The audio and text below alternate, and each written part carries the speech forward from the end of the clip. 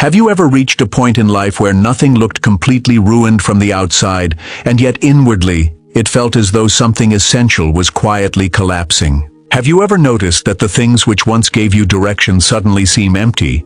That the people around you sound familiar but no longer reach you? That your plans still exist on paper, yet your soul no longer follows them with the same conviction? And perhaps most unsettling of all, have you ever asked yourself why life sometimes becomes most confusing at the exact moment when you are closest to a change that your present mind cannot yet understand? Most people assume that when life begins to fall apart, something has gone terribly wrong. They immediately search for the mistake, the failure, the wrong turn, the weakness within themselves that must have caused the instability. But what if that is not always the deepest truth? What if there are times when your life feels like it is breaking down, not because you are being abandoned by meaning, but because a deeper layer of your psyche is refusing to let you remain who you used to be? What if the collapse you fear is not only destruction, but transition? What if this painful unraveling is happening right before everything finally begins to work out in a way far more real than the life you were trying so hard to preserve? Carl Jung understood something that many people only discover through suffering. The psyche does not always grow in comfort. Very often it grows through rupture. It grows through the ending of old identifications, the failure of false structures, the dismantling of roles, expectations, attachments, and illusions that once helped a person survive, but can no longer help that person become whole. And when that process begins, it rarely feels inspiring. It feels like confusion. It feels like loss. It feels like being suspended between an old life that no longer fits and a new life that has not yet shown its face. So in this video, we are going to explore why life can feel like it is falling apart right before everything finally works out. We are going to move beneath the surface of emotional collapse and look at the deeper psychological stages that often appear before real transformation. Because perhaps what you call the worst season of your life is not the final proof that you are broken. Perhaps it is the beginning of a more difficult and more honest question. What if the part of your life that is collapsing is the part that could never carry your future? Number 1. The falling apart often begins in silence. One of the strangest things about inner collapse is that it does not usually begin with dramatic events. It often begins in ways so subtle that you almost dismiss them. A person wakes up one day and notices that the motivation they once depended on has grown strangely thin. The goals are still there, but something in them no longer responds with the same urgency. The routines continue, yet each movement feels heavier, less alive, less convincing. They still go to work, still answer messages, still smile when necessary, still behave in ways that look normal enough. But inwardly, there is a growing distance between the life being lived and the self living it.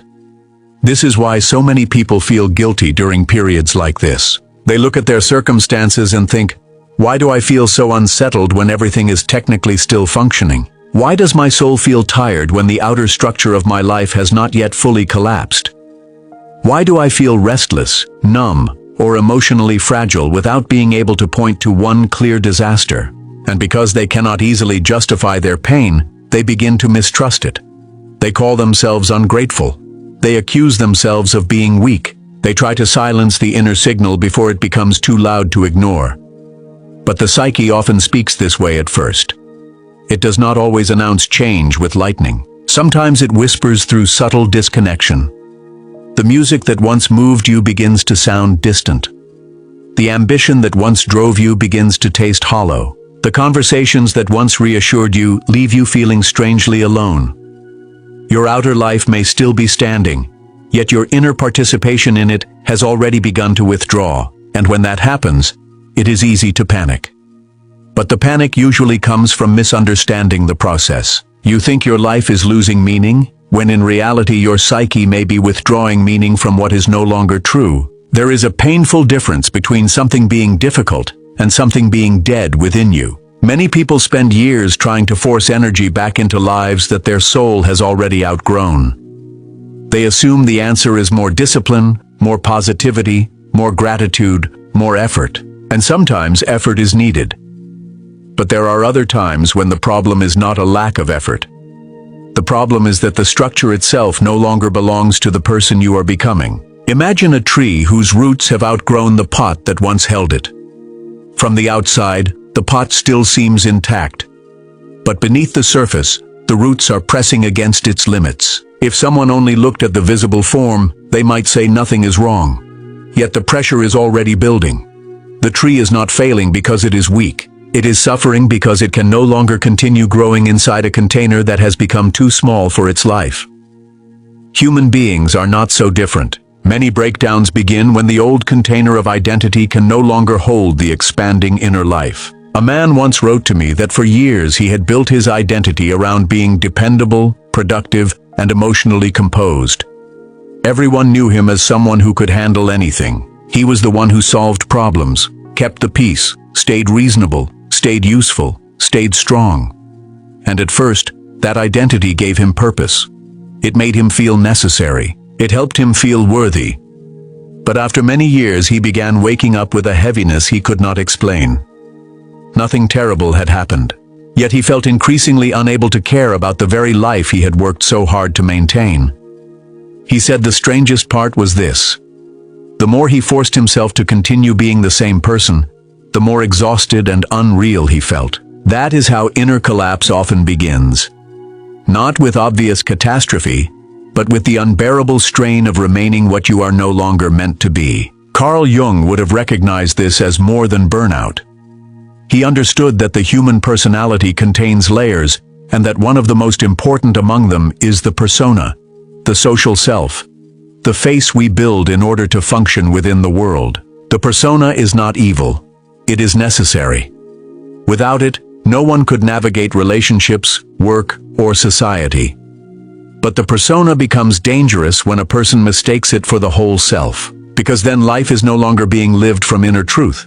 It is being lived from adaptation, expectation, and performance. And the longer a person lives through that performance, the more likely it becomes that the psyche will eventually rebel. Number 2. What feels like collapse is often the ending of a false identity. When life begins to feel like it is falling apart, most people focus only on what is being lost. They notice the fading motivation, the changing relationships, the emotional instability, the plans no longer working. But they rarely ask a deeper question. What version of me is this collapse beginning to dismantle? Because many forms of suffering are not just random pain. They are intimately connected to identity. Something feels like it is falling apart because something in you has been built around it. A person may believe they are simply grieving a job, when in truth they are grieving the identity of being admired, needed, or secure. Another may believe they are simply grieving a relationship, when in truth they are grieving the role that relationship allowed them to play. Someone else may believe they are losing direction, when in truth they are losing the image of themselves as a person who always knows exactly where life is going. This is why certain losses wound so deeply. They do not merely take something external away. They threaten the psychological structure built around it. Jung repeatedly pointed to the danger of identifying too completely with a role.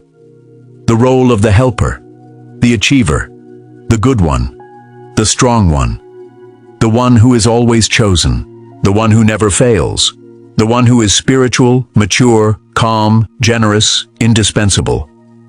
These identities can feel noble, and sometimes they are built from sincere qualities, but they can also become prisons when the person behind them no longer has permission to be anything else. Then the soul begins to starve, because it is being asked to live only through a narrow image rather than through its full depth. There are many people walking through life who appear successful, disciplined, admired, even admirable, and yet inwardly they feel a quiet suffocation. They have become highly skilled at being who they are supposed to be, but increasingly disconnected from who they actually are. And because they have invested so much of their worth into that social identity, the thought of losing it feels unbearable.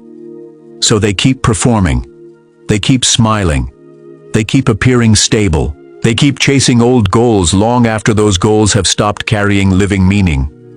But the psyche is patient only up to a point. Eventually, what has been suppressed begins to rise. Eventually, the false structure begins to crack. This is why periods of falling apart often feel so personal.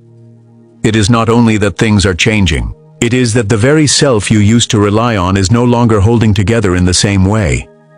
Your old confidence may begin to wobble. Your certainty may weaken. Your usual methods for controlling life may stop working. The image you had of who you are begins to loosen.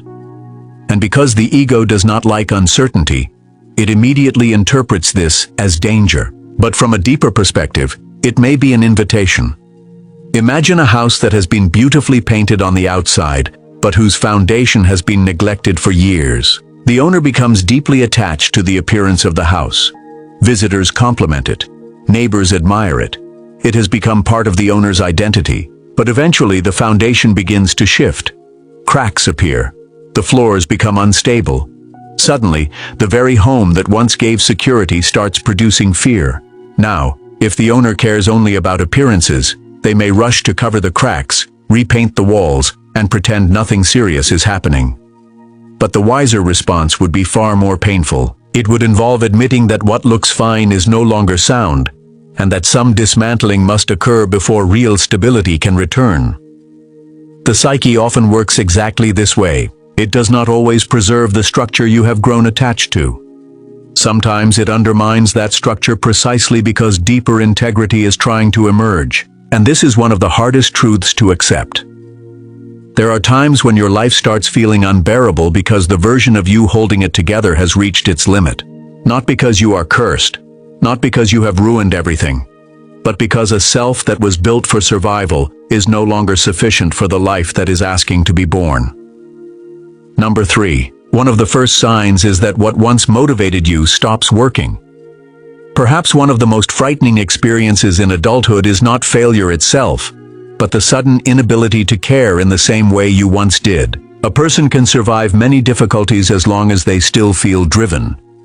But when the inner engine begins to falter, panic often follows.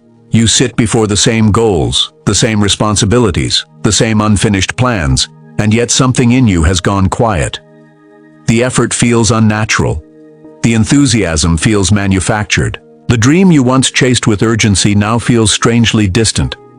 Many people immediately interpret this as laziness, depression, weakness, or self-sabotage, and sometimes those elements are present.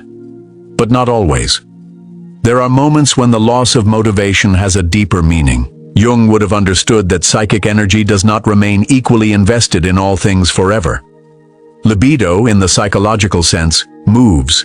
It shifts. It withdraws from certain forms and begins gathering around others, often long before the conscious mind understands why. This is why forcing yourself to return to an old identity can feel so exhausting. You are trying to command energy back into structures that no longer have the same living charge. From the outside, it looks like you need better discipline. From the inside, it feels like trying to pump life back into something that has already begun to die. A woman I once heard speak about her life described this phase with striking honesty. She said she had spent years pursuing a future that made sense to everyone around her. It was stable, respected, intelligent, ambitious. She was proud of how disciplined she had been. She rarely doubted herself because she had always been rewarded for moving in the expected direction. Then, slowly, something changed. The very path she had fought to stay on began to feel like a costume she could no longer breathe inside. She kept telling herself that this was just stress, just fatigue, just a temporary emotional slump. So she tried harder. She worked more, planned more, pushed more. Yet the harder she pushed, the more inwardly divided she became. She said the strange thing was that nothing visible had fallen apart yet, but she felt as though she was collapsing from the inside, because she could no longer give herself sincerely to a life she no longer believed in. That is how the process often unfolds. First comes the draining of vitality. The old reward no longer rewards. The old desire no longer burns with the same fire. The old image of success begins to taste empty. And because the ego is terrified of uncertainty, it desperately tries to restore the previous state. It tells you to hurry, fix yourself, get back to normal, become productive again, stop overthinking, stop feeling, stop drifting, stop questioning. But the inner life does not always obey commands like a machine. Sometimes it withholds its energy, because it is trying to lead you somewhere the conscious mind has not yet agreed to go. This is why a person in such a season may begin feeling ashamed of themselves. They compare their current inner state with who they used to be. They remember how driven, focused, hopeful, social, energetic, or emotionally stable they once seemed. Then they look at themselves now and think something must be terribly wrong. But comparison to a former self can also be misleading. The question is not always, why am I not who I used to be? Sometimes the more relevant question is, who am I becoming that the old version of me can no longer express? A caterpillar cannot remain organized according to the logic of its earlier form once a deeper transformation has begun. If it could speak while dissolving inside the cocoon, it might call the experience disaster. It might think its structure is failing. It might interpret the loss of its former shape as death rather than preparation. Yet what appears to be breakdown from one perspective is actually reformation from another. Human transformation, of course, is far more complicated and often far more painful. But the principle remains. There are times when life feels like it is falling apart because your previous form can no longer continue unchanged. And when motivation leaves, it does not always mean your future has left with it. Sometimes it means your inner life is refusing to keep investing in an identity that cannot accompany you into the next chapter.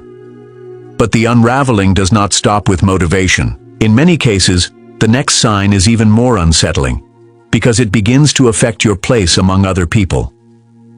Number 4. Relationships begin to shift when your inner life begins to change. Few things confuse people more than the sudden sense of distance they begin to feel toward others during periods of inner transformation. At first, they think something is wrong with them socially.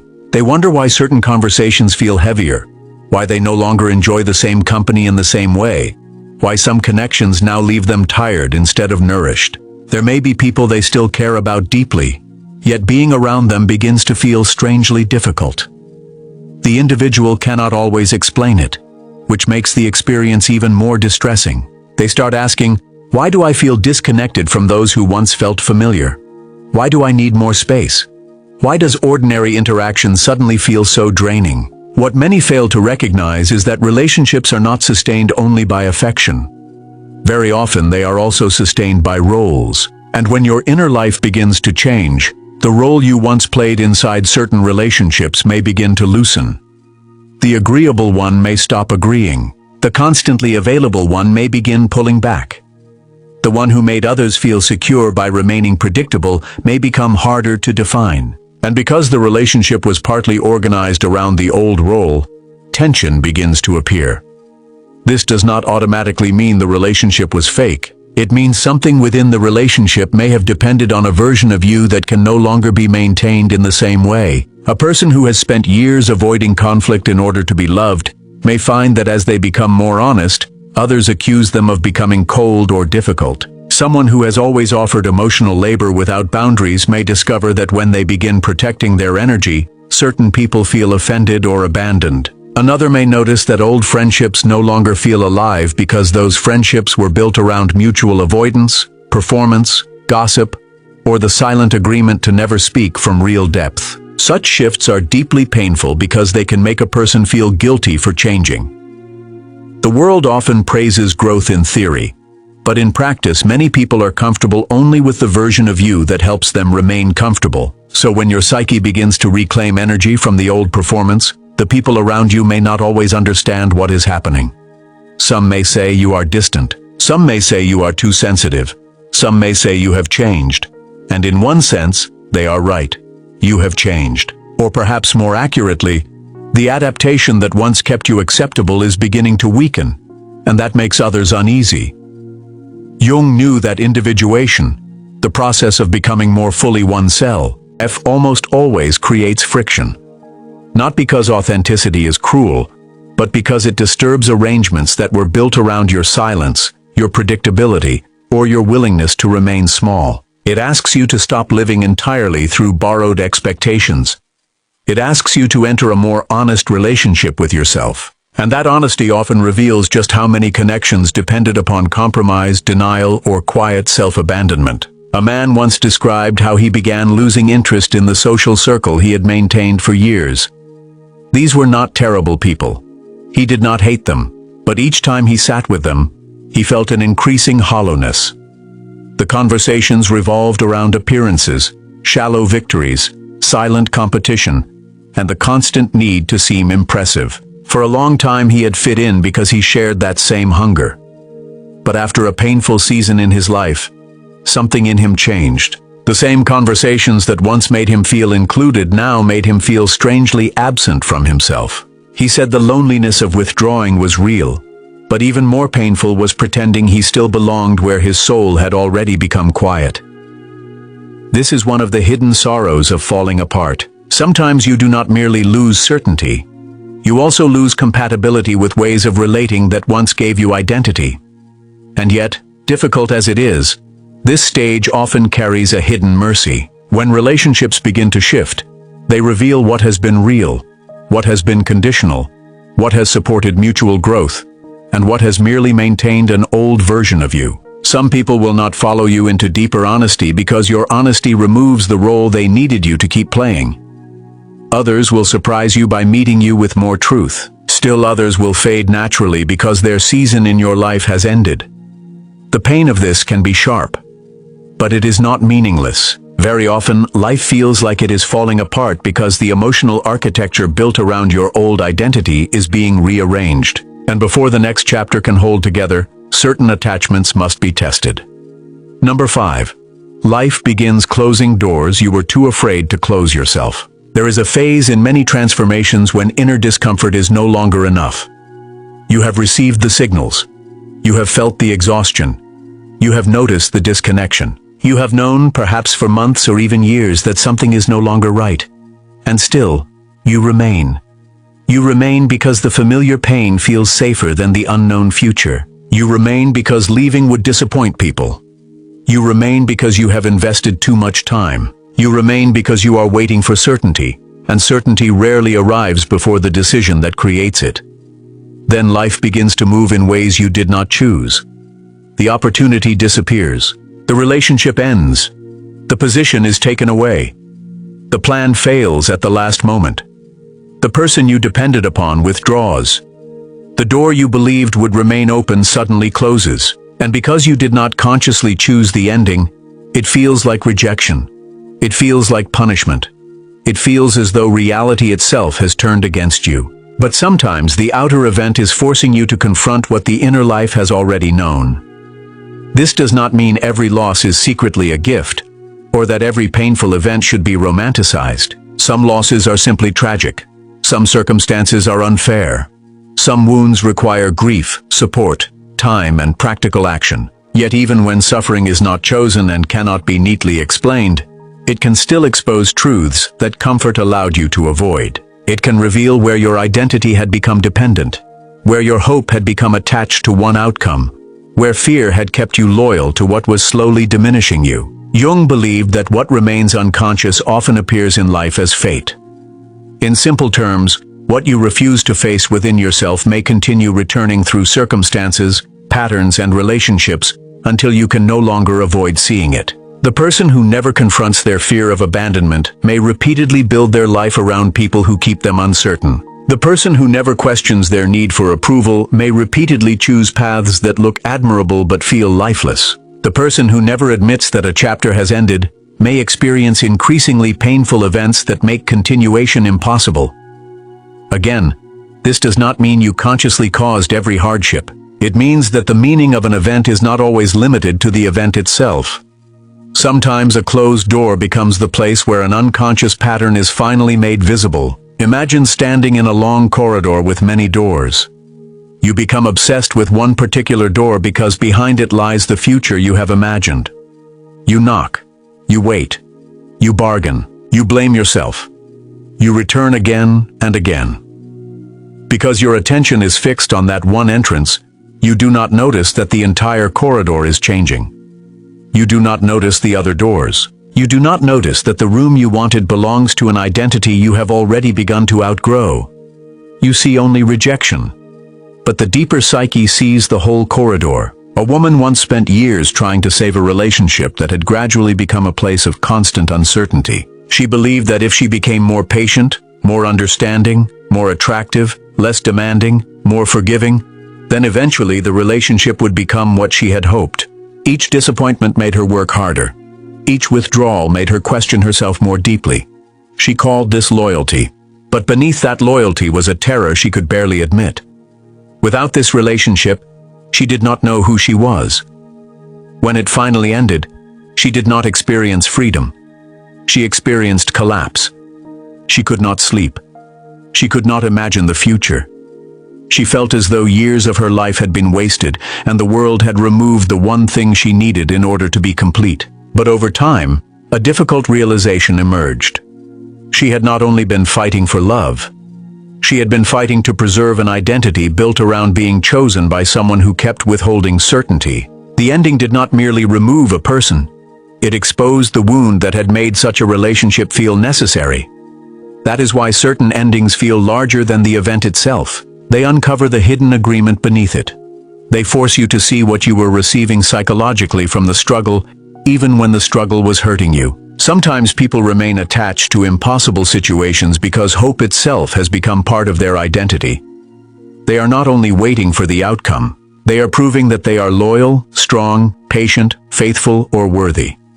To release the situation would feel like losing the story they have told themselves about who they are. So life may continue applying pressure until the identity and the situation can no longer remain fused.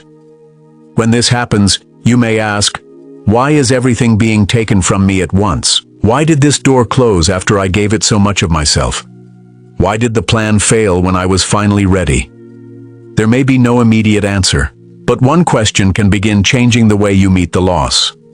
What truth has this ending made impossible for me to continue avoiding? Perhaps it has shown you that you were building your worth upon being needed. Perhaps it has revealed how much of your life was organized around fear. Perhaps it has exposed a relationship between success and self-respect that was never healthy. Perhaps it has shown you that you were trying to revive something that had already completed its purpose. The ego sees only what has been removed. The deeper self also asks what has been released. And sometimes everything begins working out only after the door you kept trying to reopen finally remains closed. Number 6. When control disappears, the shadow comes forward. There is another reason collapse feels so frightening. It does not only disturb your outer life, it removes the structures that helped you avoid parts of your inner life.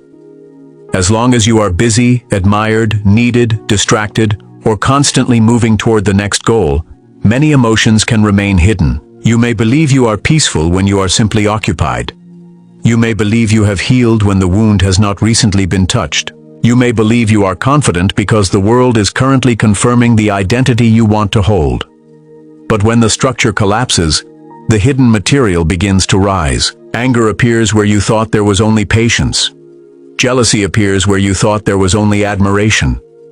Grief arrives from losses you believed you had already accepted. Resentment reveals the cost of years spent saying yes when you wanted to say no.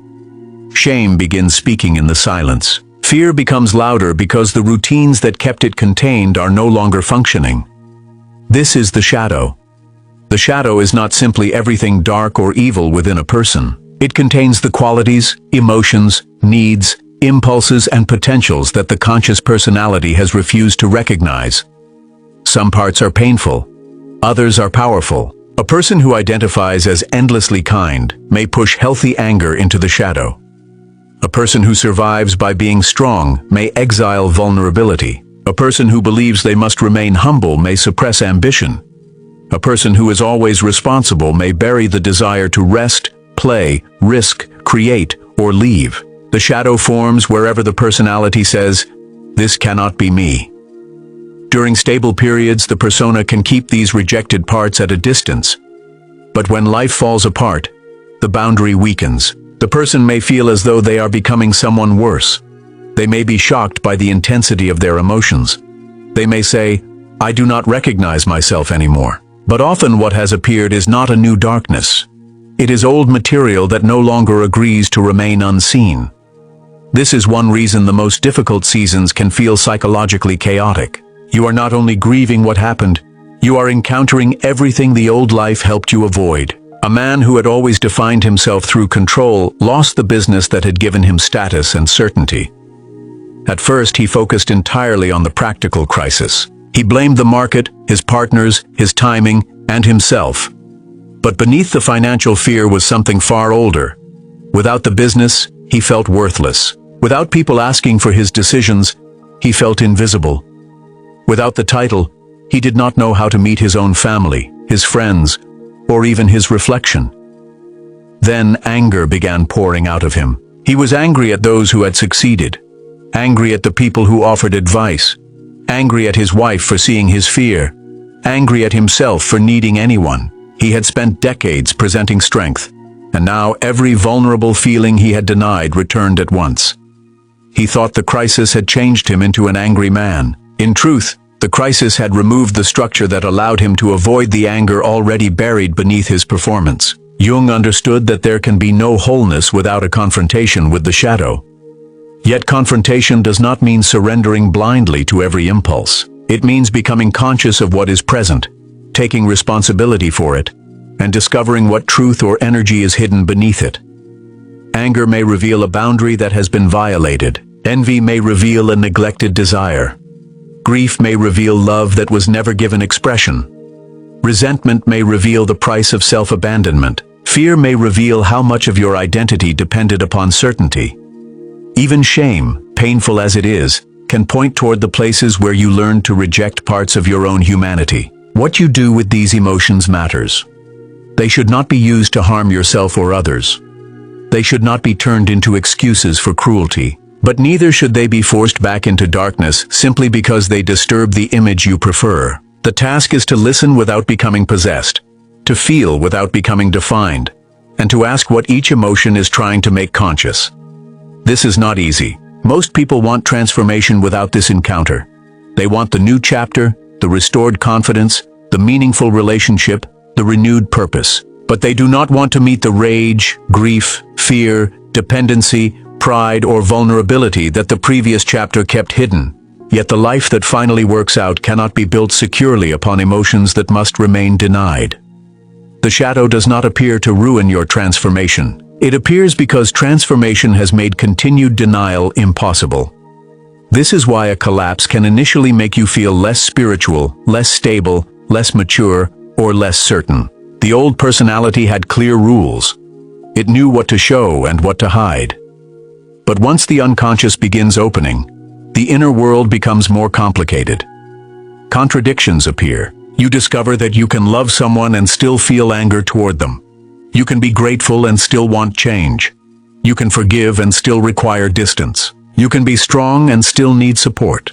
You can believe in the future and still grieve what has ended. Maturity begins when you stop demanding that your inner life be simple enough to protect your self-image. And sometimes the feeling that you are falling apart is actually the feeling of becoming large enough to contain truths that your former identity could not hold. But then comes the stage that many people find even more frightening than the shadow. It is the stage where the old life is clearly ending, yet the new life has not begun. The familiar identity is gone, but nothing has arrived to replace it. Jungian psychology often approaches this as a necessary passage, but while you are living through it, it can feel like abandonment. Number 7. You enter the psychological void between two identities. There are seasons in life when you can no longer return to who you were, but you still cannot see who you are becoming. The path behind you has lost its meaning. The path ahead remains hidden. You have released certain people, roles, goals, or beliefs, yet no new structure feels solid enough to trust. You are not where you began, but you have not arrived anywhere recognizable. This is the in-between. It may appear as a strange emptiness. You no longer feel motivated by the same things, but you do not yet know what truly motivates you. You no longer want the same relationships, but you have not yet found the connections that match your deeper self. You no longer believe the old story about your life, but the new story has not gathered enough form to be spoken.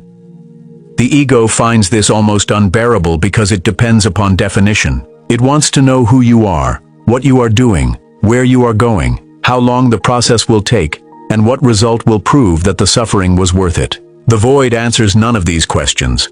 It offers no immediate identity, no clear applause, no visible evidence that progress is occurring. It asks you to remain present without certainty. This is why many people run back to the old life at this stage. They do not return because it has become right for them. They return because the absence of identity feels more frightening than the familiar pain. They reopen the closed relationship. They reclaim the abandoned role. They force themselves back into a goal that no longer has life. They interpret the discomfort of transition as proof that leaving was a mistake. But discomfort does not always mean you are moving in the wrong direction. Sometimes it means you are no longer protected by the old illusion. Imagine crossing a river in thick fog. The shore behind you has disappeared from view, while the shore ahead cannot yet be seen. For a moment, all you have is the unstable movement beneath your feet, and the knowledge that turning back may not return you to what once existed. In that moment, the mind invents catastrophes. It assumes there is no other shore simply because it cannot see one. The psychological void feels similar. What has ended is visible. What is forming is not. And because human beings tend to trust only what can be named, the invisible work of transformation is easily mistaken for nothingness. Yet a seed beneath the soil also appears to be doing nothing. A foundation being repaired beneath a house cannot be admired from the street. A wound closing beneath the surface does not announce each stage of healing. Many essential processes remain hidden precisely because they are still too vulnerable to be exposed. The same can be true of the psyche. During the void, your task is not to manufacture a new identity as quickly as possible. It is to resist the panic that makes you rebuild the old one under a different name. This requires an unusual form of patience. You must let certain questions remain unanswered long enough for a more honest answer to emerge. You must allow desires to clarify without forcing them into what looks impressive. You must learn to distinguish the silence of emptiness from the silence of incubation.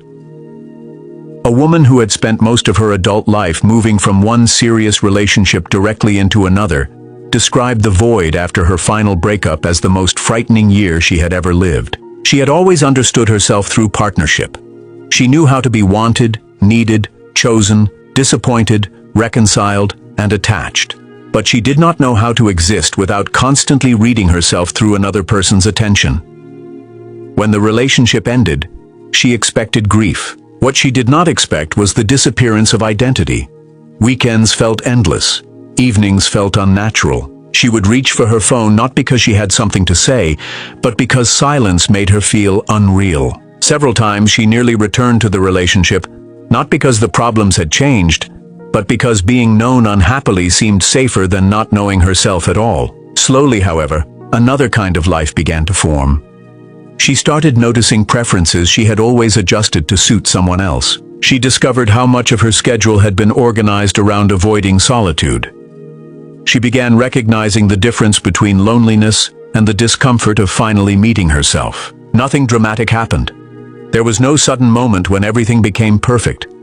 But the silence gradually stopped feeling like a punishment and began feeling like space. This is what the void can become when it is not interrupted by panic.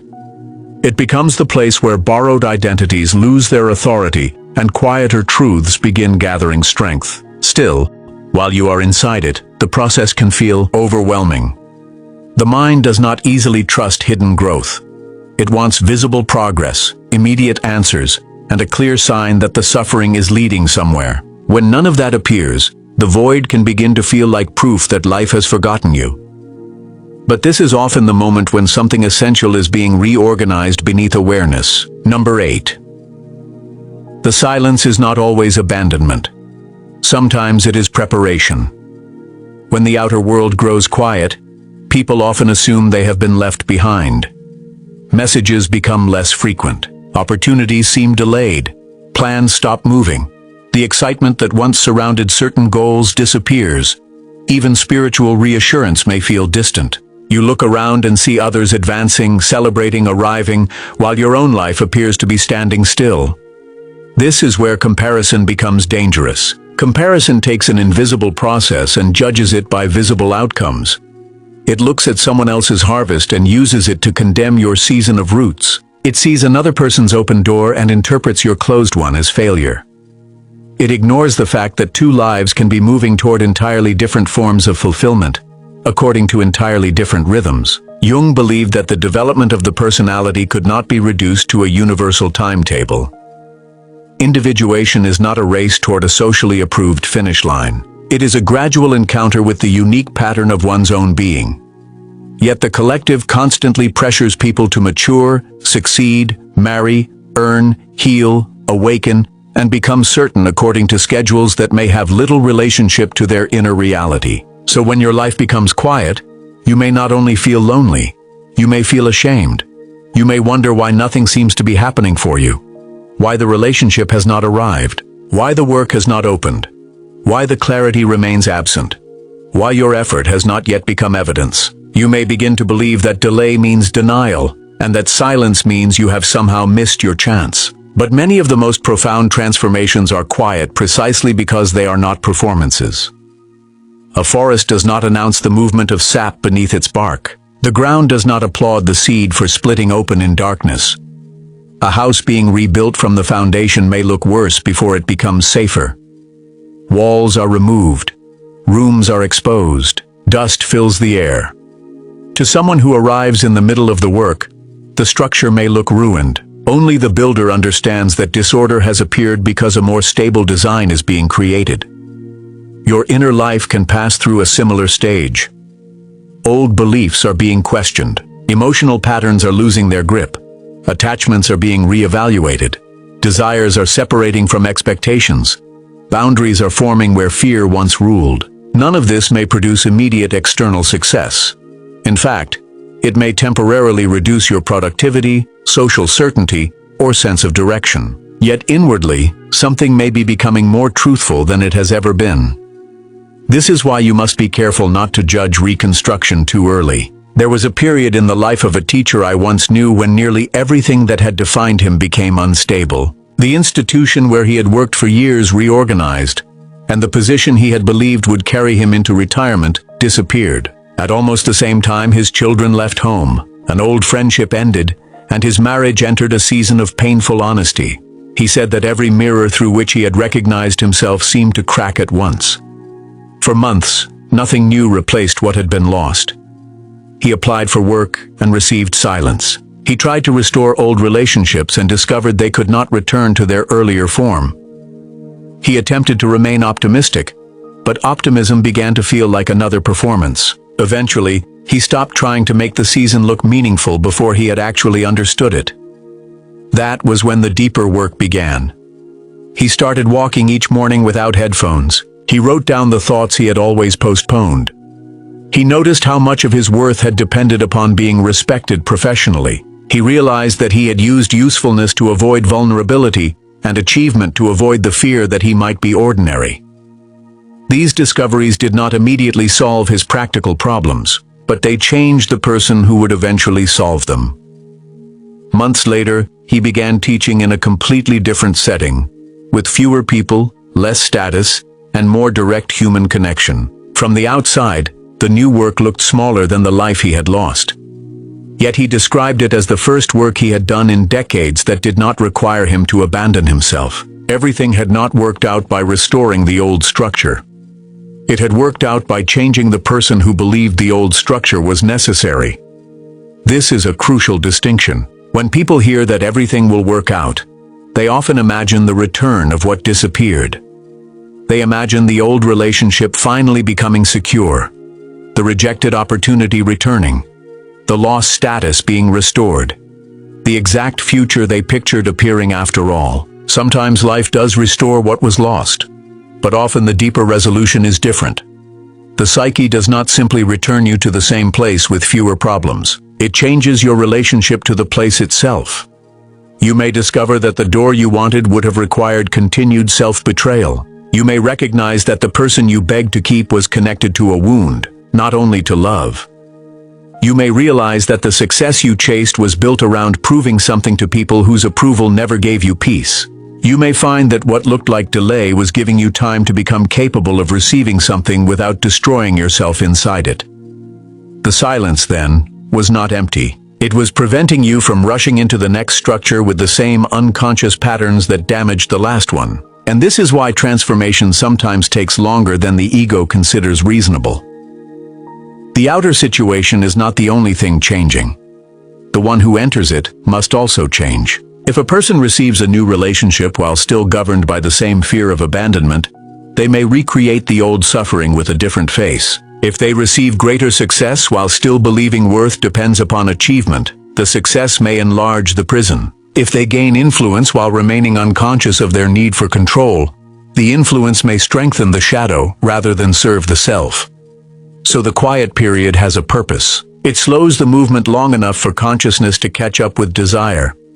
It asks, if you received what you wanted tomorrow, who would be receiving it? The self that is becoming more whole, or the old identity still searching for rescue?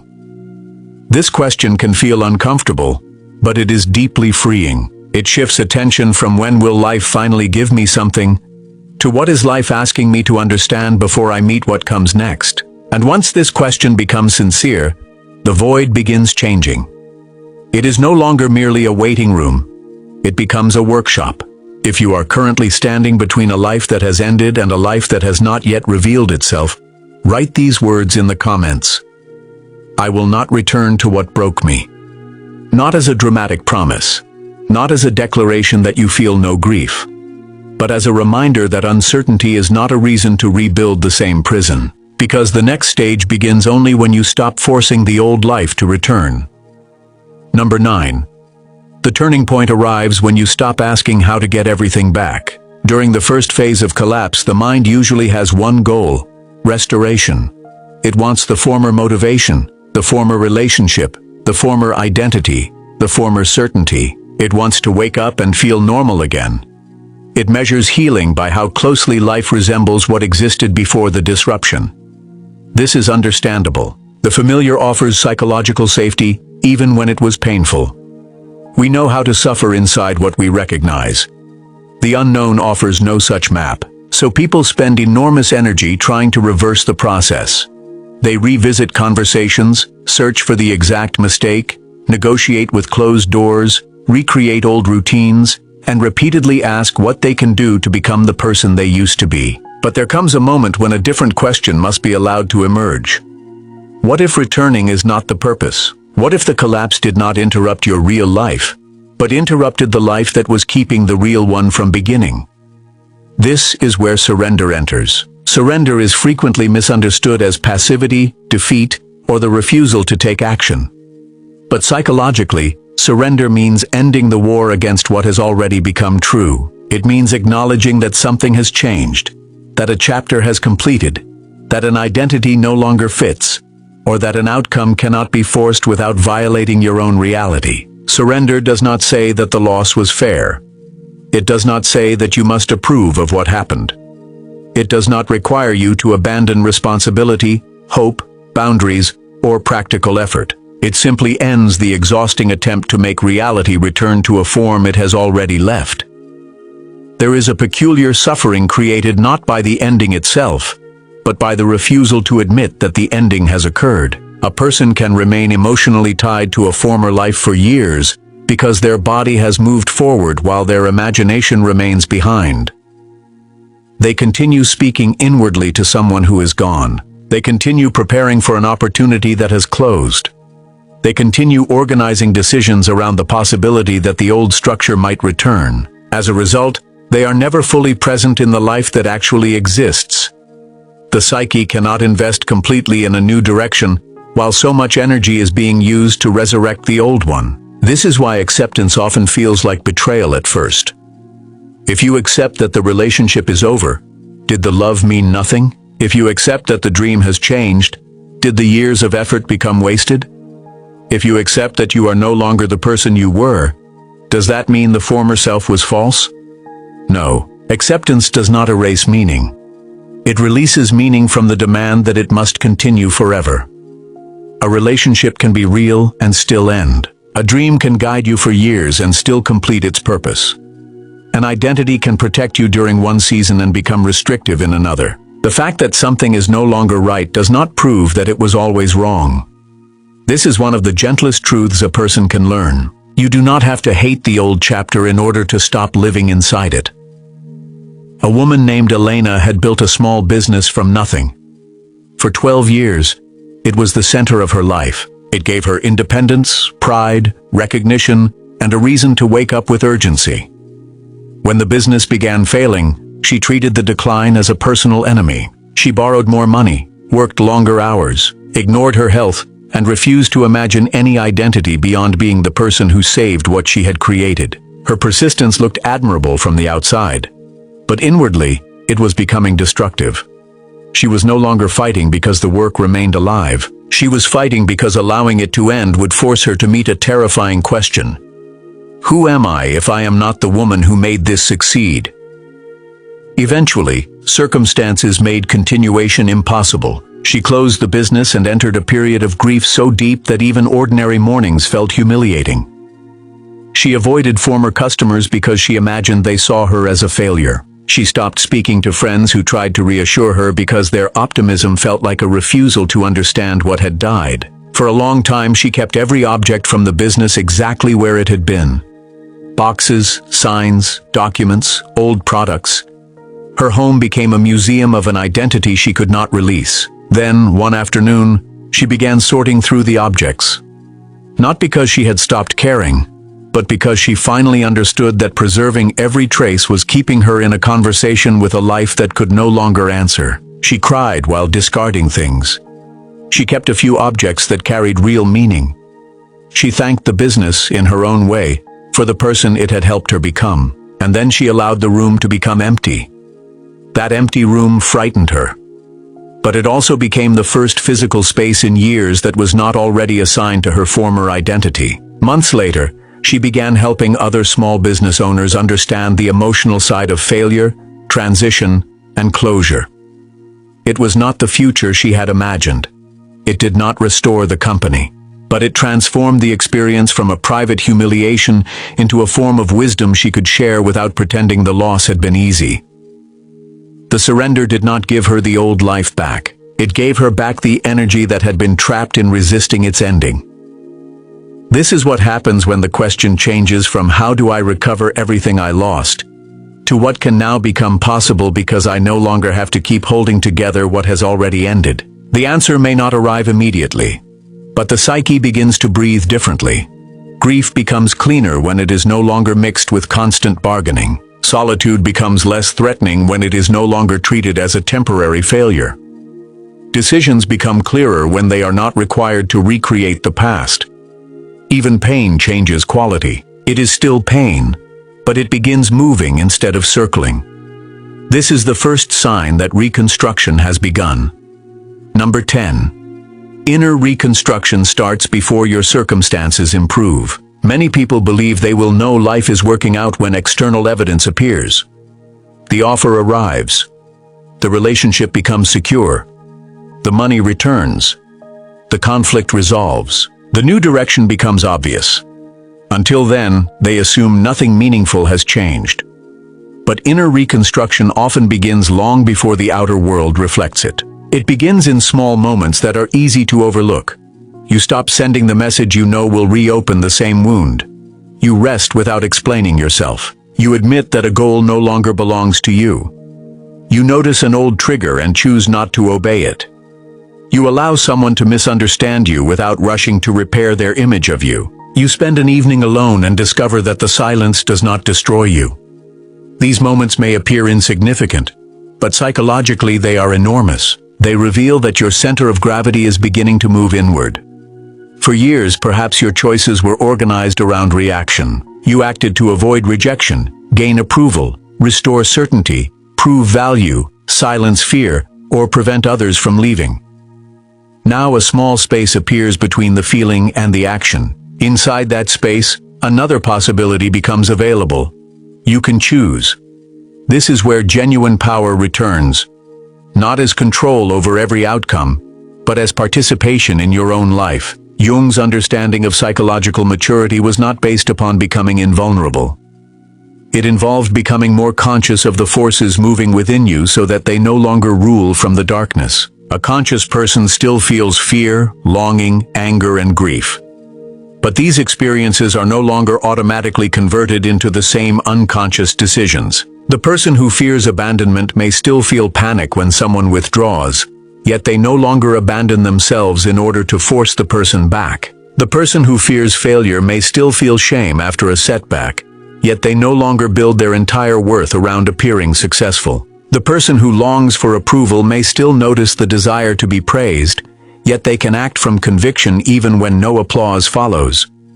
This is reconstruction. It is not dramatic. It is repetitive. It often happens privately. And because no one else may recognize it, you must learn to honor changes that do not yet look impressive. Consider the person who has spent years over-explaining every decision. They believe that if others understand them completely, they will finally feel safe. During reconstruction, they may begin answering more simply.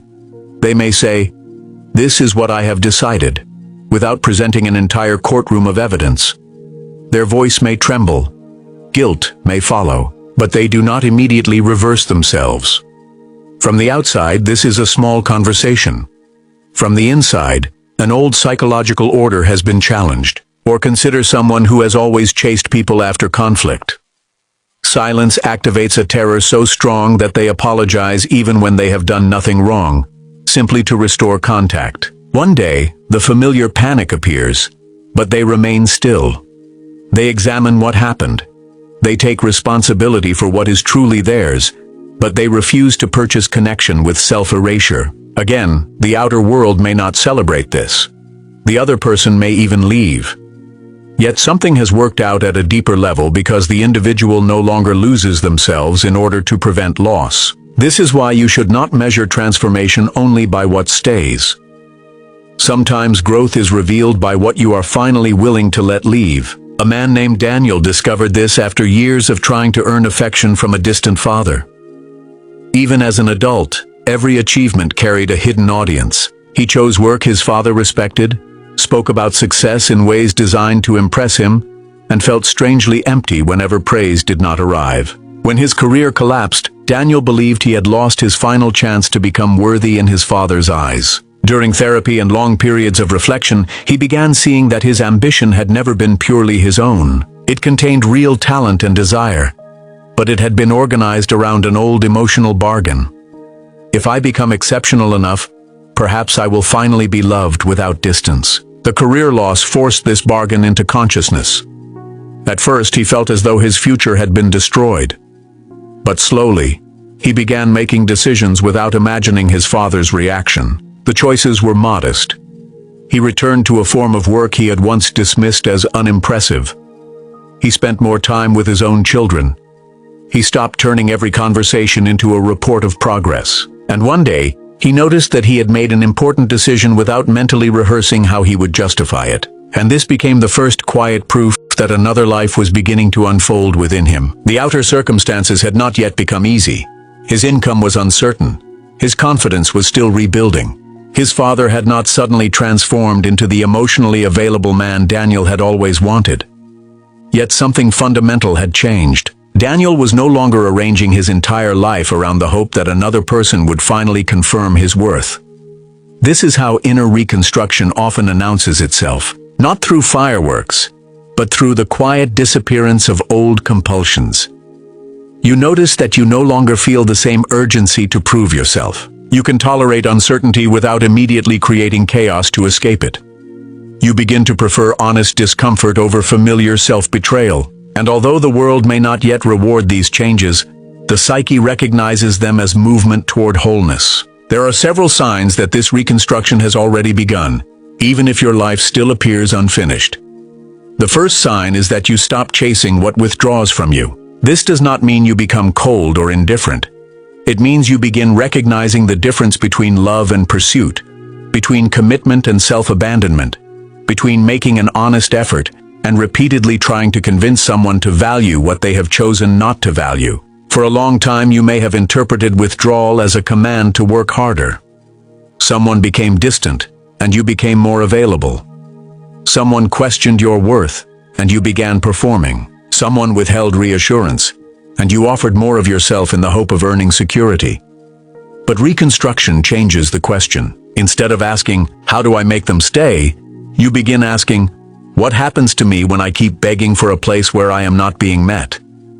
This question returns your attention to your own life. The second sign is that you feel less need to explain every choice. When identity is fragile, explanation becomes a form of self-defense. You do not merely share your reasons. You build a case. You anticipate criticism, prepare evidence, soften your truth, and speak in ways designed to prevent anyone from being disappointed. The decision itself may be yours, but the emotional authority still belongs to the audience. As the inner center strengthens, something changes. You still communicate with care. You still listen. You still consider consequences. But you no longer believe that a choice becomes legitimate only after everyone agrees with it. You learn that being misunderstood is sometimes the price of no longer misunderstanding yourself. The third sign is that you become protective of your energy without feeling the same need to call it selfishness. For years, exhaustion may have functioned as proof that you were good. You gave until you were depleted, answered before you had rested, helped before you had asked whether help was truly yours to give. You believed love meant endless availability. You believed boundaries meant rejection. So every time you protected yourself, guilt rushed in to restore the old arrangement. During reconstruction, guilt may still appear, but it no longer automatically decides for you. You begin to see that energy is not an unlimited moral resource. It is part of your life. Where you place it shapes who you become.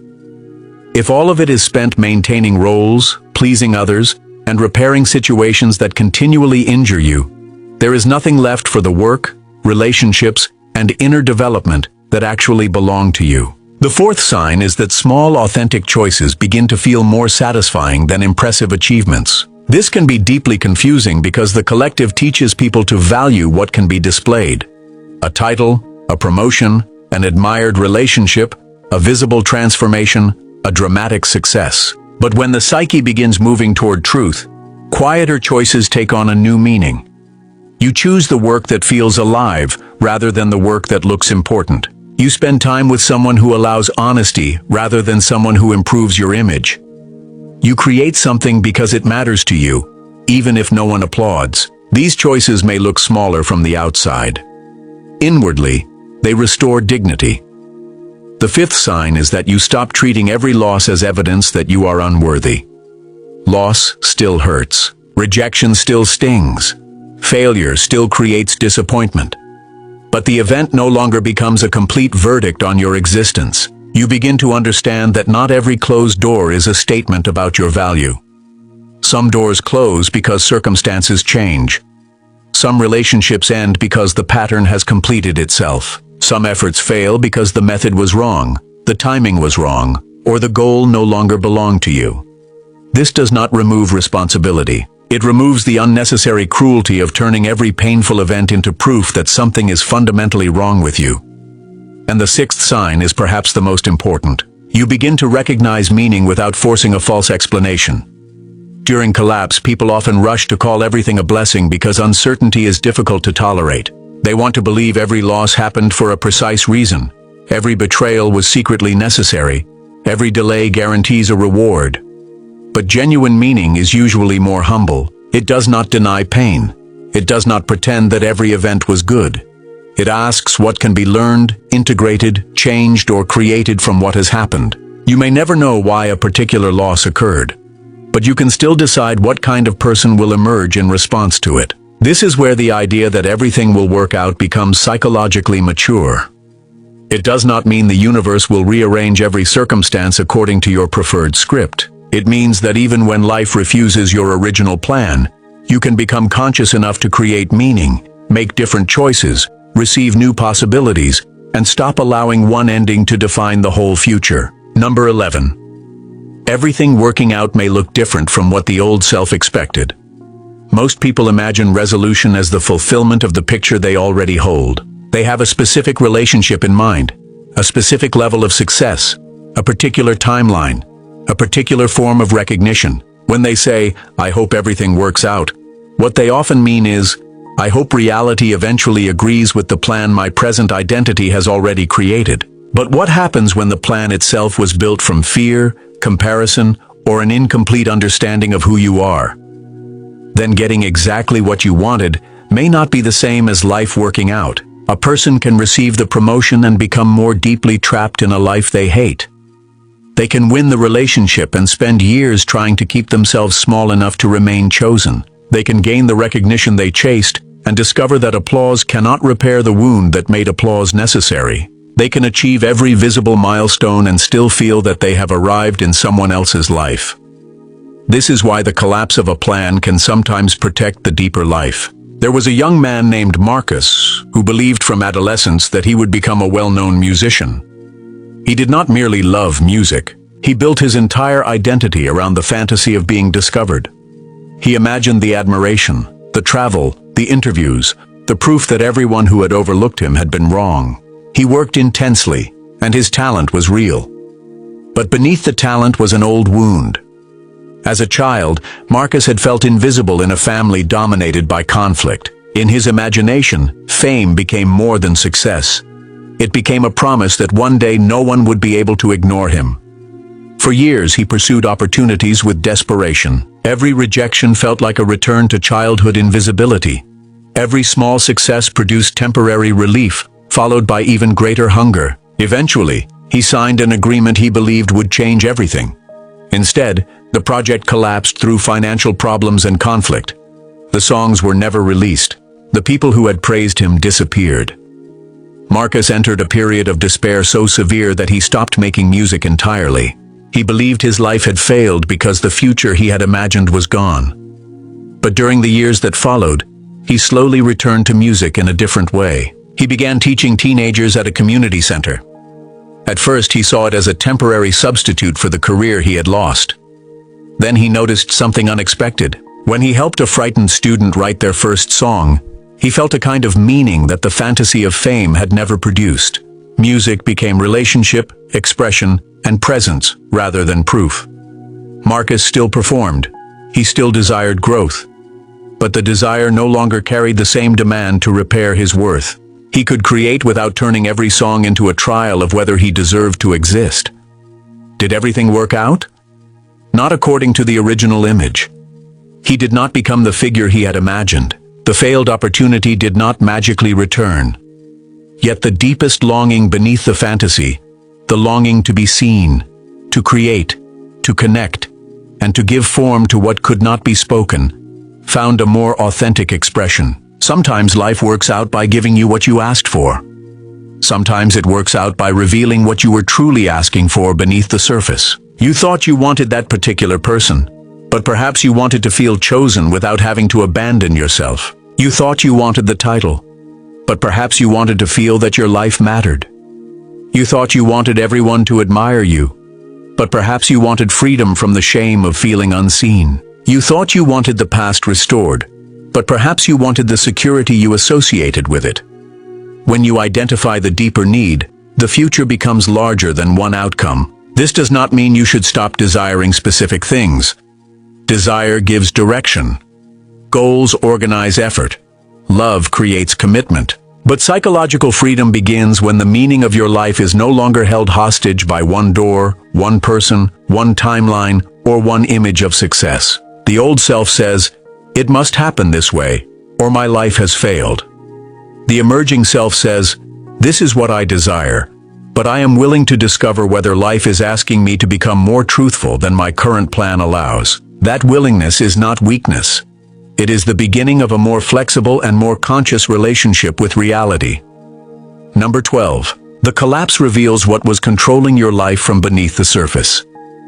Every person believes they are making conscious choices, but much of human behavior is organized by forces that remain unnamed. Fear of rejection, fear of being ordinary, fear of poverty, fear of disappointing family, fear of being alone, fear of aging without having proven enough. These fears can shape careers, relationships, beliefs, and identities while appearing to be rational decisions.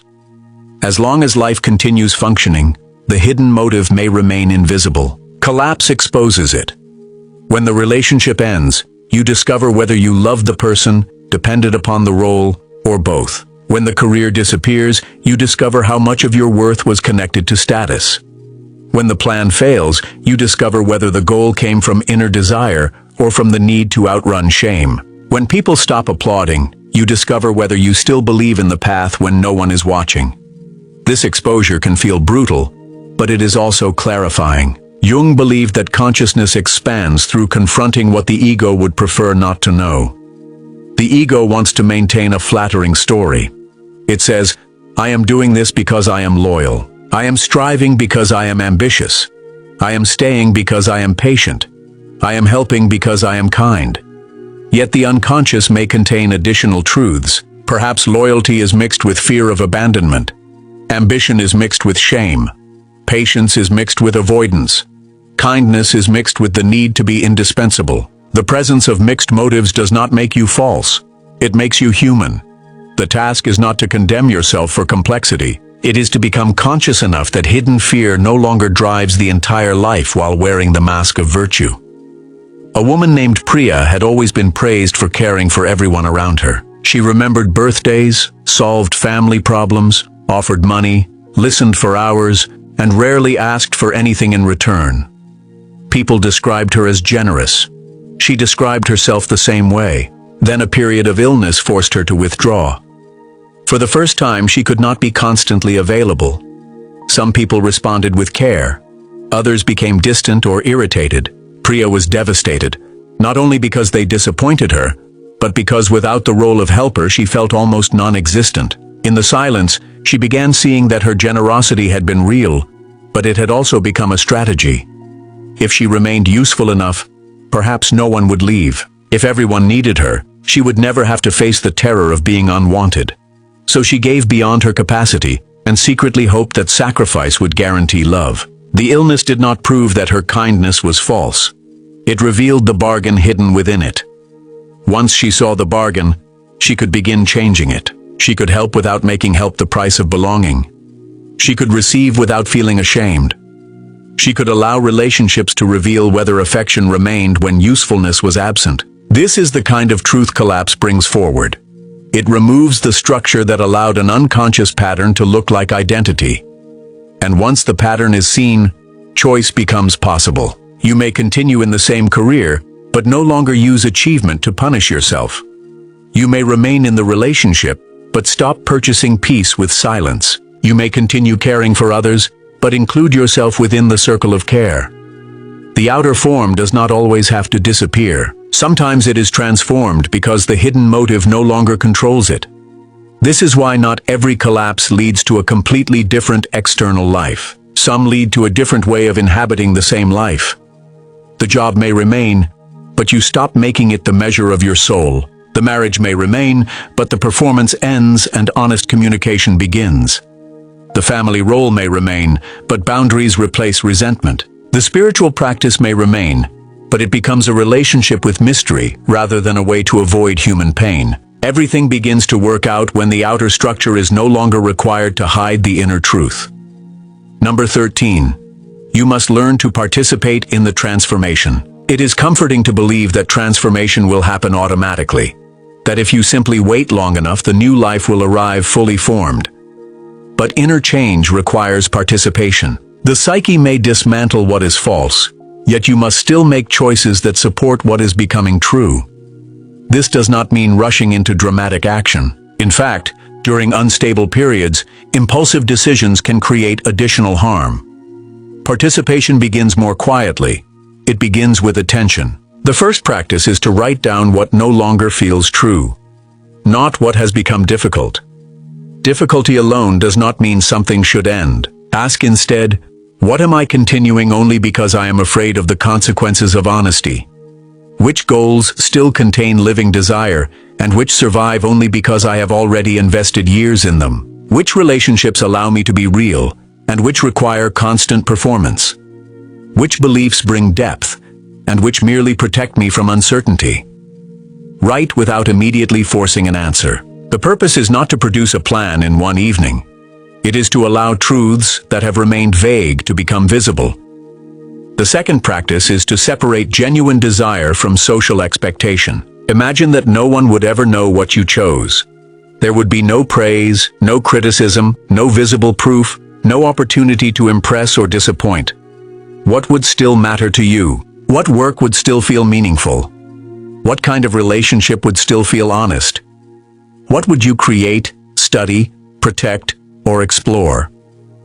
This question does not remove responsibility to others. Human beings exist within families, communities, and practical realities, but it can reveal how much of your desire has been shaped by the imagined gaze of the crowd. The third practice is to notice which roles continually exhaust you. Exhaustion is not always proof that a role is wrong. Parenting, caregiving, building a career, healing, and learning can all require real effort. But there is a particular exhaustion produced by psychological falseness. It comes from constant self-monitoring, suppressing honest reactions, performing emotions you do not feel, and managing everyone's perception of you. Ask yourself where you feel most absent from your own life. The fourth practice is to create periods of silence without immediately filling them. This can be surprisingly difficult. Silence allows the material beneath activity to rise.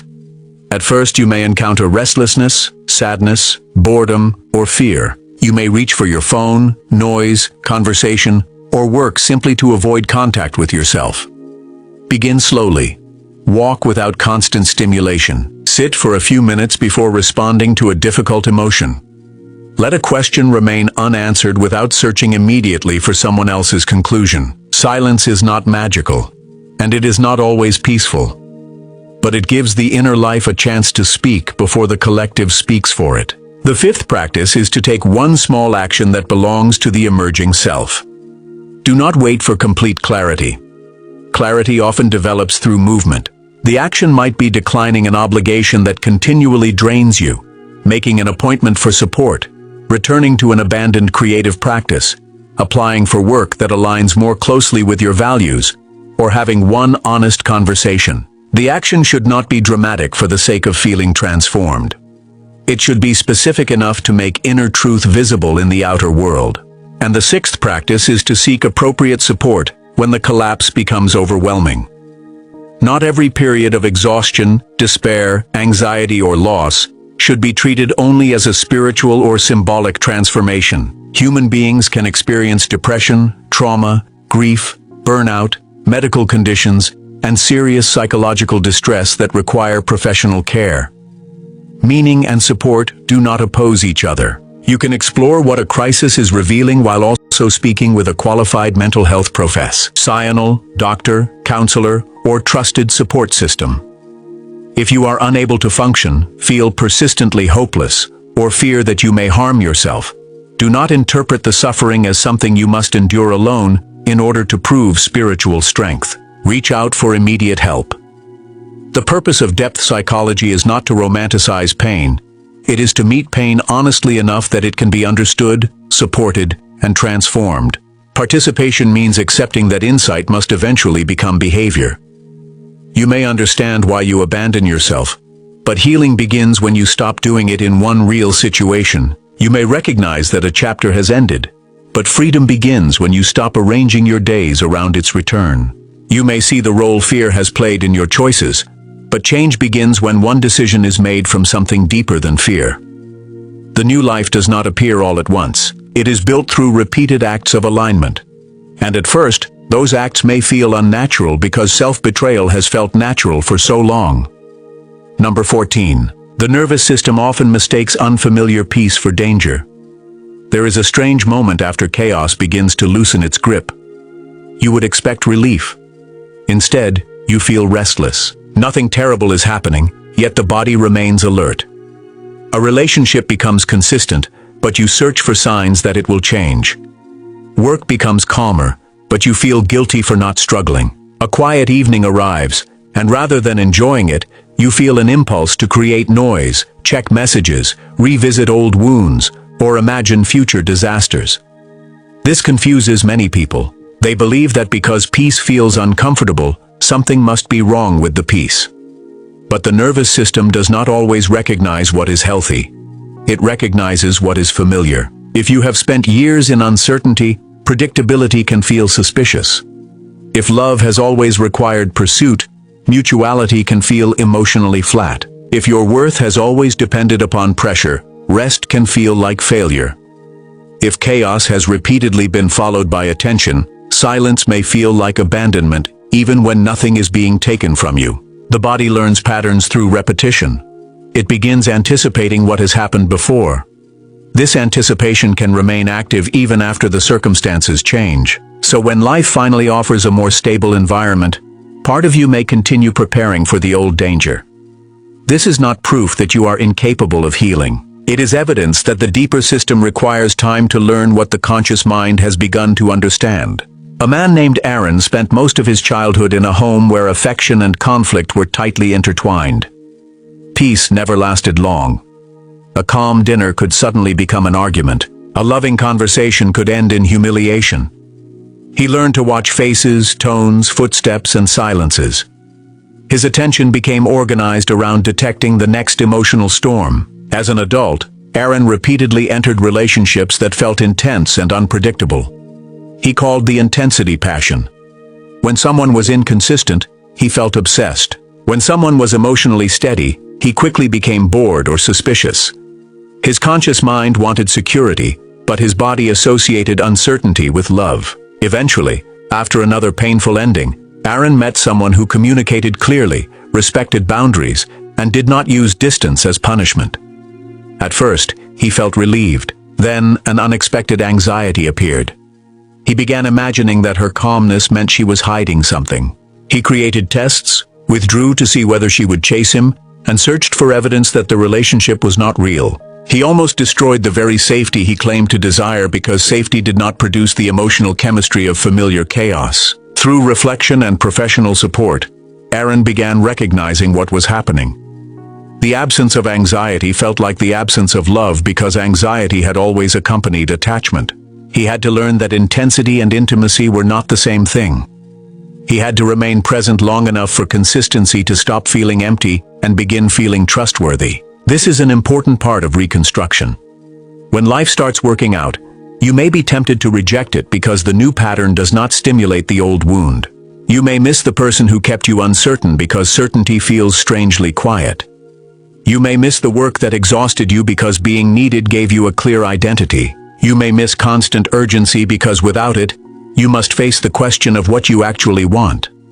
Do not shame yourself for this reaction, but do not let familiarity decide what belongs in your future. The psyche often needs repeated evidence that peace is not a trap. This evidence is built through ordinary moments. Someone keeps their word. You set a boundary and survive the guilt. You rest and discover that the world does not collapse. You speak honestly and learn that disagreement does not always lead to abandonment. You allow a good experience to remain good without immediately searching for the hidden cost. Over time, the body begins updating its expectations. This process is slow because the deepest patterns were not formed through one idea.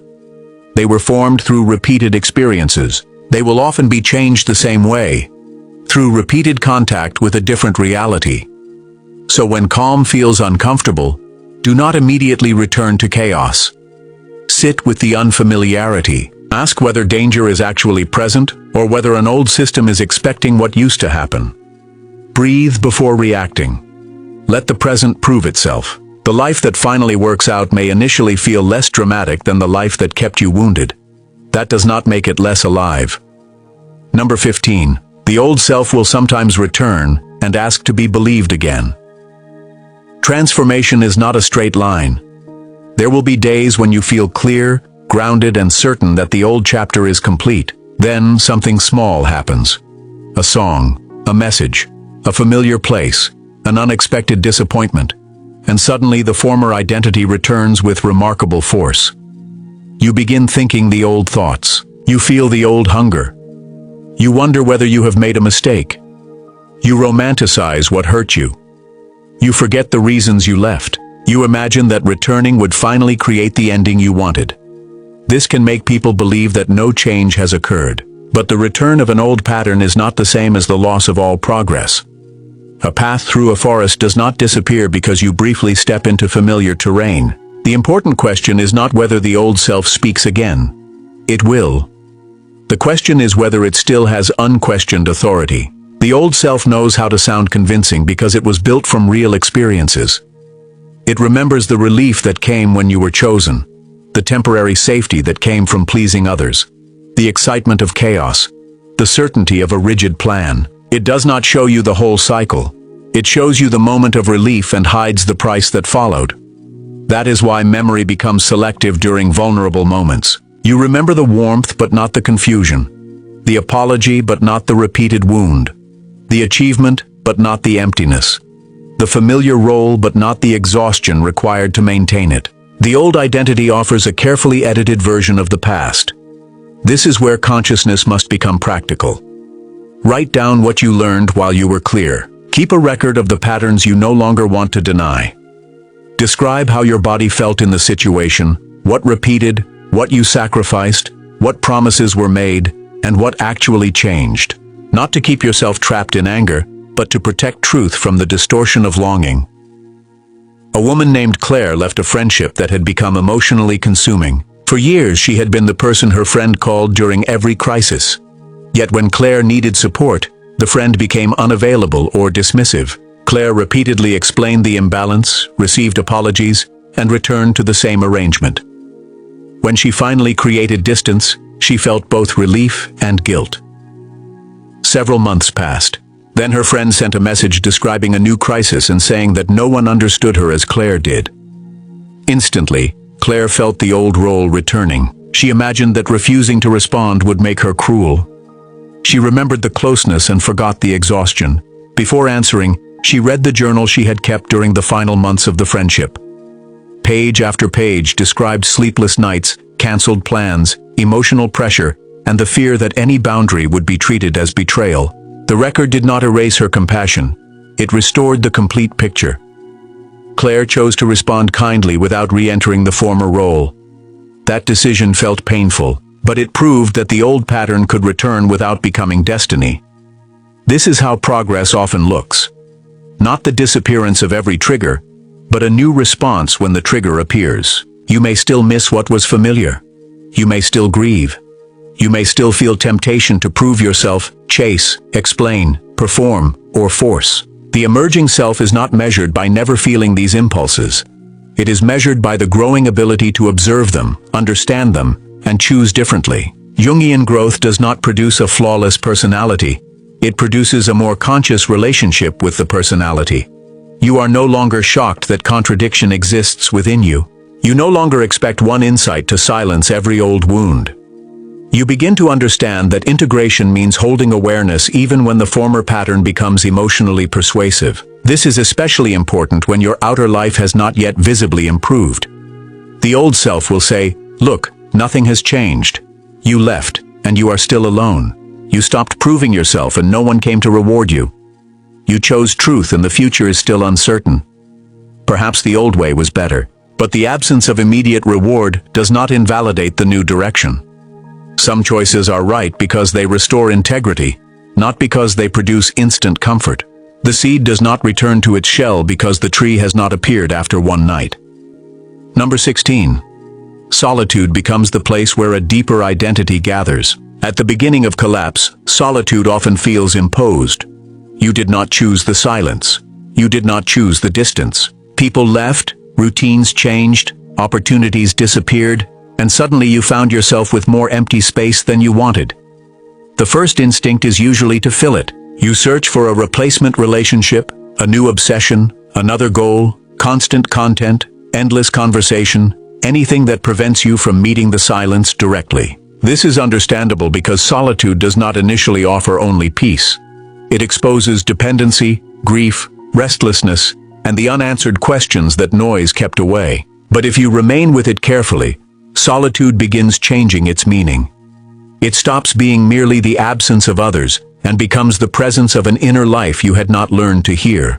Jung spent a great deal of his work exploring what happens when a person turns attention inward. He did not present this as easy or permanently peaceful. The unconscious contains images, conflicts, memories, fears, and possibilities that the conscious personality has not fully integrated.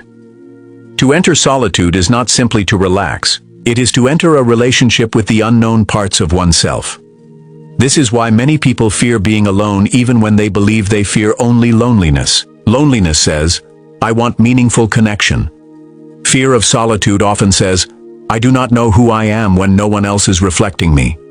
These are not the same experience. You can feel lonely among people who never meet your real self. You can also be physically alone and gradually become more connected to your own life. The difference lies in whether solitude is being used as punishment or approached as encounter. A man named Samuel discovered this after retiring from a career that had structured nearly every hour of his adult life. He had imagined retirement as freedom. Instead, it felt like disappearance.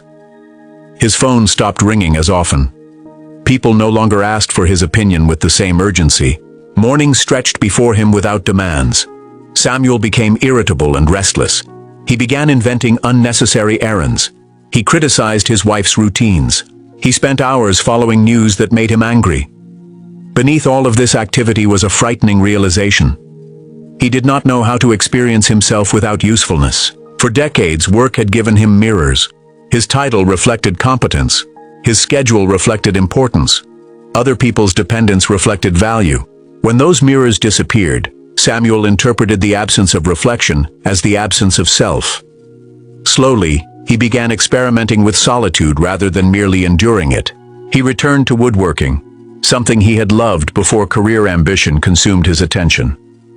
At first, he treated it like another task to master, but eventually, the rhythm of measuring, shaping, sanding, and correcting became a way of being present without needing an audience. He began noticing thoughts that work had kept buried: grief over his father, regret about missed time with his children, relief that he no longer wanted to compete, curiosity about the years ahead. None of these discoveries arrived as a grand revelation. They emerged gradually because silence gave them room. Samuel did not become isolated. In fact, his relationships improved because he no longer needed every interaction to reassure him that he mattered. He could meet others from presence rather than hunger. This is one of the gifts of chosen solitude. It allows identity to gather from within instead of being constantly assembled from external reactions. But solitude must be approached wisely. It is not an excuse to withdraw indefinitely, reject support, or convince yourself that no one can be trusted. Human beings require connection. Isolation can deepen distress. The purpose is not to disappear from life. It is to stop using constant contact to avoid yourself. Create enough silence to hear what noise has been covering. Ask what emotions appear when no one needs anything from you. Notice what desires remain when there is no audience. Observe the stories your mind repeats when external stimulation decreases. These stories reveal the beliefs that have quietly organized your life. Perhaps the mind says, "If I am not productive, I am worthless." Perhaps it says, "If no one is contacting me, I have been forgotten." Perhaps it says, "If I am alone, something is wrong with me." Do not immediately argue with these beliefs. First, recognize them. See how long they have been speaking. Ask whose voice they resemble. Ask what experiences taught you to confuse stillness with rejection. Awareness begins loosening identification. Then introduce a different experience. Rest without earning it. Spend time alone without turning it into evidence of failure. Do something meaningful that no one will see. Let one quiet day exist without demanding that it prove where your life is going. In such moments, the deeper self begins to appear not as a dramatic voice, but as a subtle sense of inner companionship. You begin to feel that your existence does not vanish when attention disappears. And from that discovery, future relationships become healthier because you no longer require others to perform the impossible task of continuously confirming that you are real. Number 17. The new chapter begins through decisions that the old self would not make. People often wait for transformation to feel complete before behaving differently. They say, "When I am confident, I will set the boundary. When I am certain, I will leave. When I am healed, I will allow love. When I know my purpose, I will begin." But confidence, certainty, and clarity often develop after the new behavior, not before it. The emerging self becomes visible through action. You may still feel afraid when you make the honest choice. You may still grieve when you release what is no longer right. You may still doubt yourself when you step away from collective expectations. The presence of fear does not prove that the old identity should remain in control. Courage is not a feeling that arrives before action. Very often it is the meaning you give to action after you discover that fear did not destroy you. Consider a person who has spent years remaining silent during disrespect. They imagine that one day they will feel completely powerful and then speak. But the first boundary rarely feels powerful. It may feel clumsy, guilty, frightening, and uncertain. Their voice may shake. They may reconsider every word afterward. Still, a new chapter has begun because a different principle governed the decision. The same is true when you apply for a role you once believed was beyond you. End a pattern of financial avoidance. Ask for support, return to education, create publicly, or allow a trustworthy person to know your vulnerability. The action may look ordinary. Psychologically, it may contradict decades of conditioning. This is why transformation cannot be measured only by emotional intensity. Some of the most important turning points feel quiet. A woman named Lila had spent her life choosing what seemed safest. She remained in a stable position that drained her, avoided conflict, and kept her creative work private because exposure felt dangerous. She frequently imagined a different life, but every possibility was followed by a list of reasons it could fail. After a period of collapse in which her health, motivation, and sense of meaning deteriorated, Lila did not suddenly become fearless. She made one small decision. She enrolled in an evening course related to the work she had secretly wanted to do. The course did not solve her life. She still went to the same job. She still felt anxious. Some weeks she nearly withdrew. But each time she attended, she was placing a small amount of energy into the emerging identity, rather than giving all of it to the old one. Months later, she shared a project with the class. Then she applied for a small opportunity. Then she reduced one obligation that had consumed her evenings. The transition took years, not weeks, but the new life did not begin on the day she finally changed careers. It began on the evening she acted before certainty had arrived. This is where transformation becomes real. Not in what you understand, but in what you are finally prepared to live. The emerging life asks for evidence.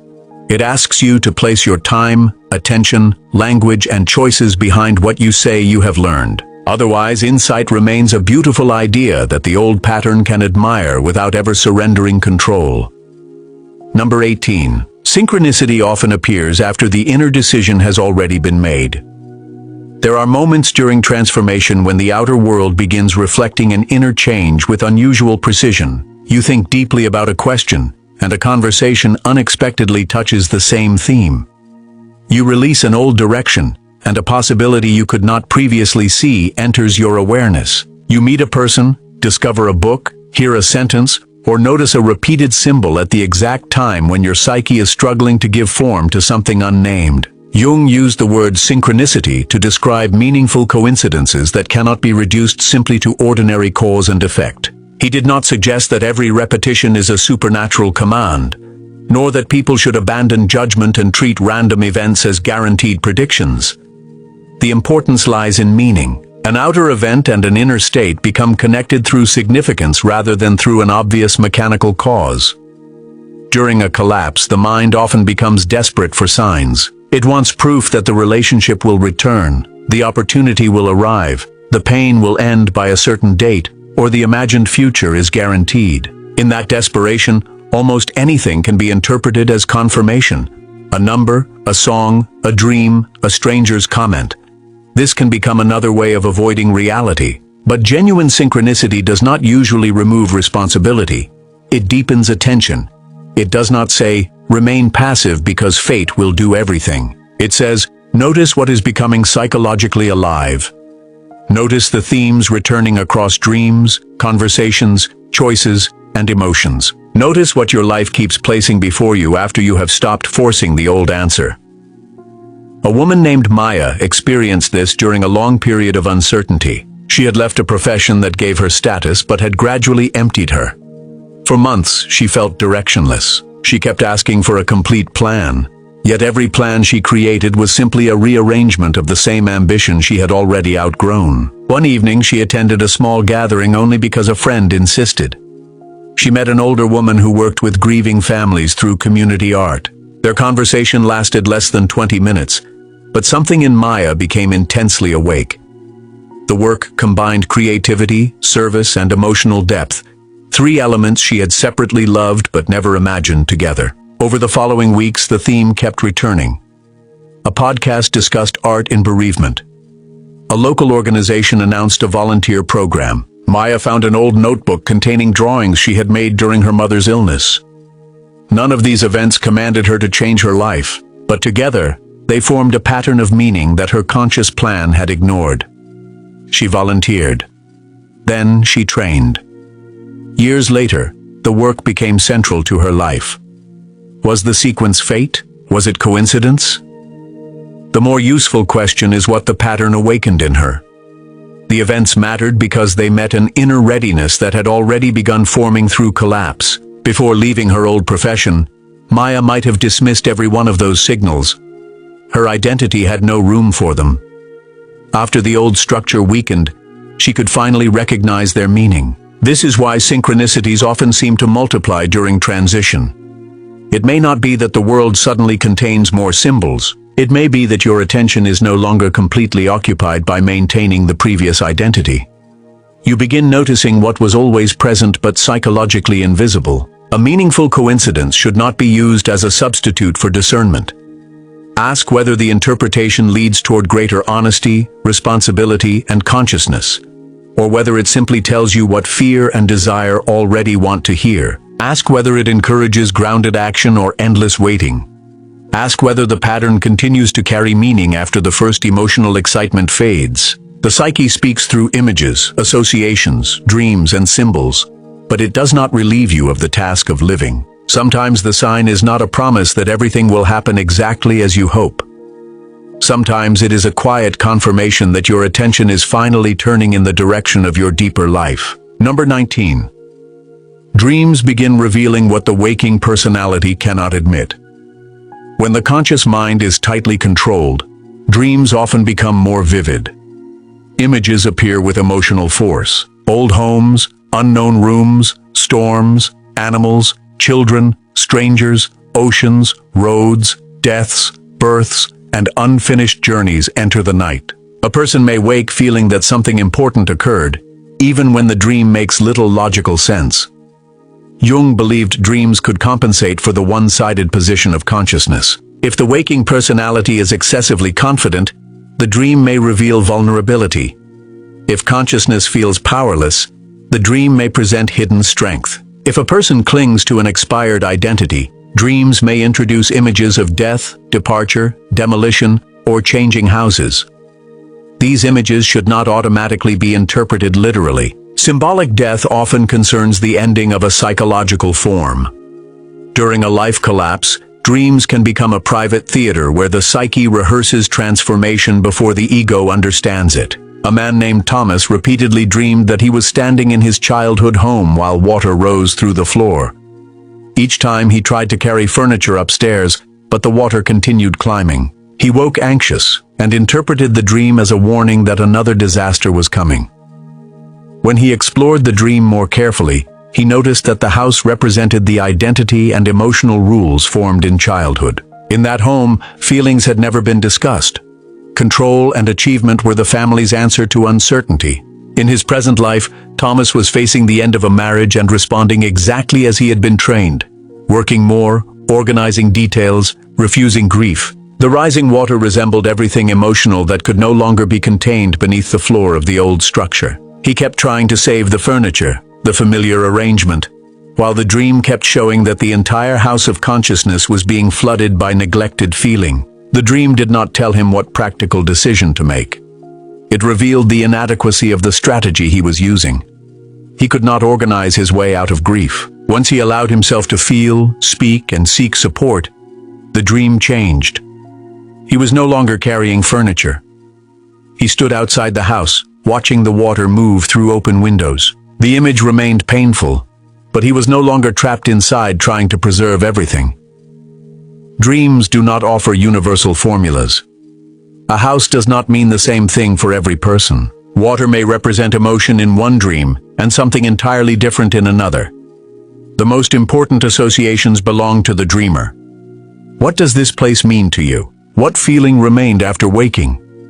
Where does the same dynamic appear in your current life? Which character in the dream resembles a rejected quality within yourself? Do not ask only, "What will happen?" Ask, What is happening psychologically now? This shift protects dreams from becoming fortune-telling and allows them to become instruments of self-knowledge. Keep a notebook near your bed. Write the dream before reaching for your phone. Record images, people, locations, colors, actions, and emotions. Do not force an interpretation immediately. Patterns often become visible only across time. Perhaps the same locked room appears. Perhaps you are repeatedly missing a train. Perhaps a neglected child follows you. Perhaps an animal threatens and fascinates you. These recurring images may be carrying aspects of the psyche that have not yet found language. The dream is not necessarily predicting the new life. It may be preparing you to become conscious enough to enter it. And sometimes, long before everything works out externally, the unconscious begins showing that an inner movement is already underway. Number 20. Grief must complete its work before hope becomes trustworthy. There is a form of hope that appears too quickly. It rushes into pain and immediately searches for the positive lesson. It tells you that something better is coming before you have been allowed to acknowledge what has gone. It converts grief into a motivational message because the raw experience of loss feels too uncomfortable. This kind of hope may sound uplifting, but it can become another form of avoidance. Real transformation does not require you to pretend the ending did not matter.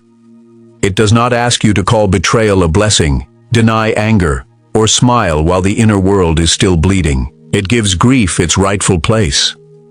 Grief is the psyche's recognition that something carried meaning. You grieve not only people but identities, futures, assumptions, places, ages, and versions of yourself. You may grieve the childhood you did not receive, the years spent surviving, the opportunity that arrived too late, the relationship you hoped someone would become, or the person you might have been under different conditions. These forms of grief are difficult because there may be no funeral, no public ritual, and no clear social permission to mourn. Others may say, "Move on, be grateful, stop looking backward." But the psyche cannot be commanded out of attachment simply because the conscious mind wants efficiency. What is not grieved often remains psychologically unfinished. It returns as bitterness, numbness, repetition, idealization, or the inability to invest fully in the present. A person who refuses to grieve the old relationship may continue comparing everyone new to an imagined version of what was lost. Someone who refuses to grieve a failed dream may call themselves realistic, while secretly resenting anyone who pursued something similar. A person who refuses to grieve childhood may keep demanding that adult relationships repair wounds they have never named. Grief does not mean remaining forever in the past. It is the process through which emotional energy is gradually released from what can no longer be lived in the same form. A woman named Rosa lost the future she had imagined when a long engagement ended. She did not only lose the man, she lost the home they had discussed, the children she had pictured, the holidays, the ordinary mornings, and the identity of being someone whose life was moving according to plan. People around her focused on the relationship. They said she would meet someone better. But this comfort missed the full scale of her grief. She was mourning years that had not yet happened. For months, Rosa tried to become hopeful too quickly. She consumed advice, repeated affirmations, and forced herself to date. Each new encounter made her feel more absent. She was attempting to build a future on top of a future that had not been buried. Eventually, she stopped trying to prove recovery.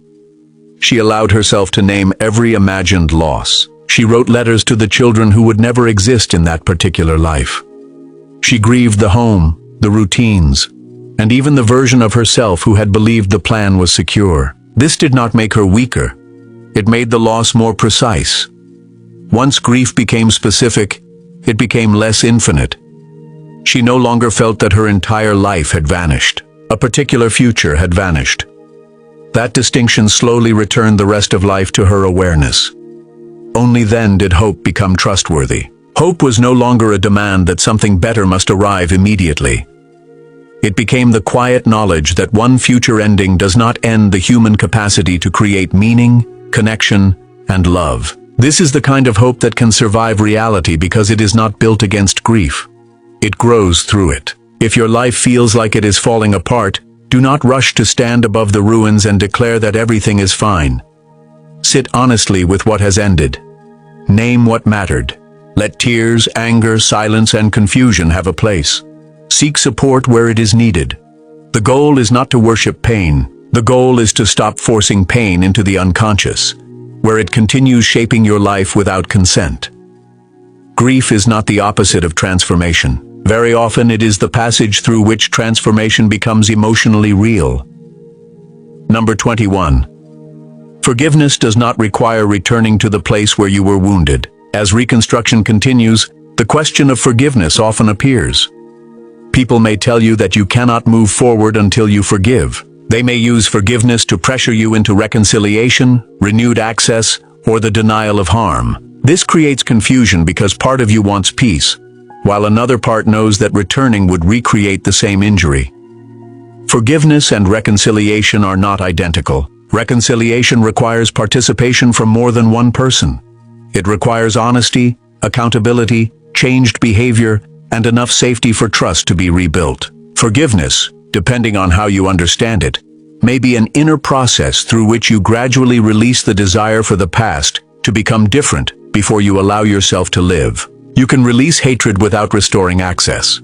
You can understand someone's wounds without volunteering to be wounded by them again. You can stop carrying the event as your identity while still maintaining a boundary. This is not cruelty.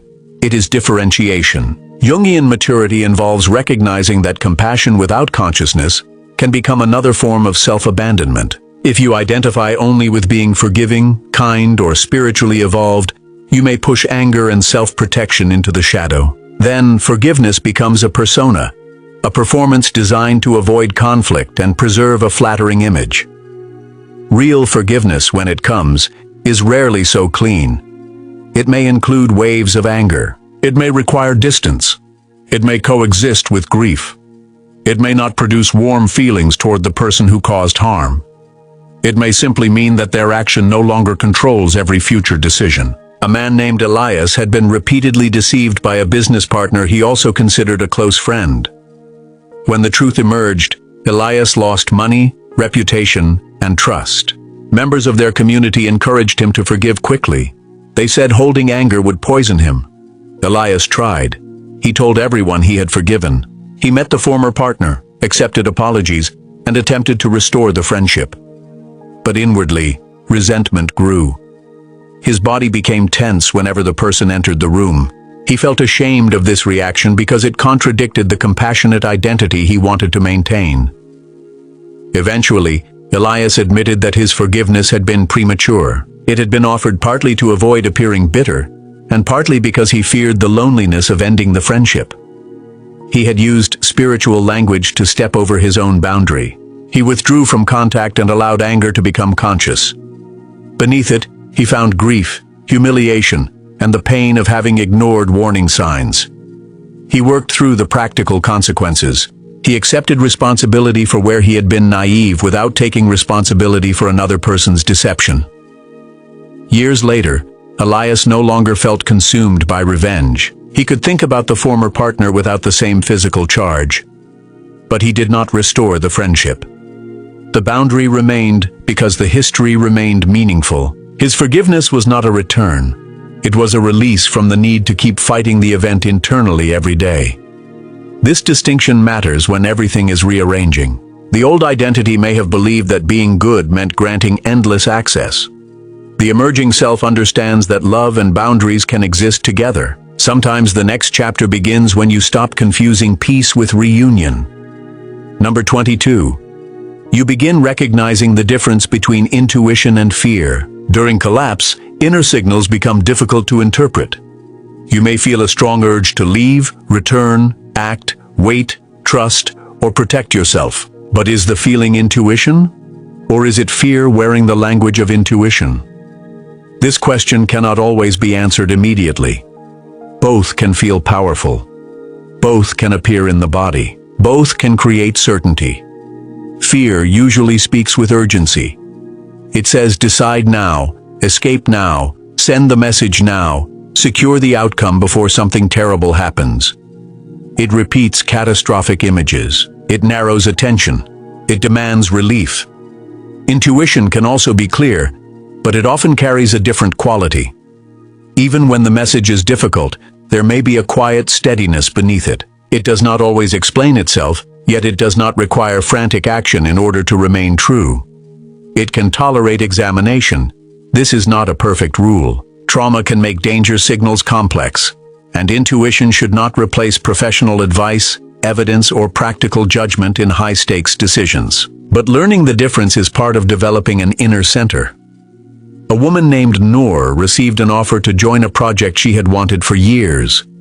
The opportunity looked ideal, yet she felt a persistent resistance. At first, she called it intuition and prepared to decline. Then she examined the feeling more carefully. She noticed that her thoughts were not focused on any specific concern about the project.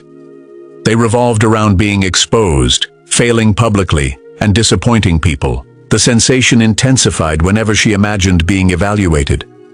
This was not a quiet recognition that the opportunity was wrong. It was an old fear of visibility.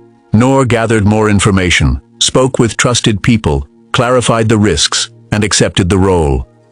The fear remained, but it no longer disguised itself as guidance. In another situation, a man named David felt uneasy about entering a partnership. Everyone reassured him that he was simply afraid of growth. But when he slowed down, his concern remained specific and consistent. Financial information was unclear. Agreements changed in conversation. Questions were answered with pressure rather than transparency. His body's unease was supported by observable evidence. He declined. Months later, serious problems emerged in the project. The lesson is to examine each inner signal with patience and grounded honesty. Fear asks for immediate relief. Intuition asks for integrity. Fear often becomes louder when questioned. Intuition often becomes clearer when given space. Fear tends to interpret uncertainty as catastrophe. Intuition may acknowledge uncertainty while still pointing toward a direction that feels inwardly coherent. When you are unsure, slow the process down. Separate sensation from conclusion. Write what you feel in the body, what thoughts accompany it, what evidence exists, and what old pattern may be active. Speak with people who are trustworthy and not invested in controlling your decision. Where possible, allow time to reveal whether the signal remains consistent after the first emotional wave has passed. This practice is not about becoming perfectly certain. It is about refusing to let unconscious fear make every important choice while calling itself wisdom. Number 23. You stop asking the world to confirm every inner change. In the beginning of transformation, people often want witnesses. They want someone to notice the boundary, praise the courage, recognize the growth, apologize for the past, or acknowledge that the new direction makes sense.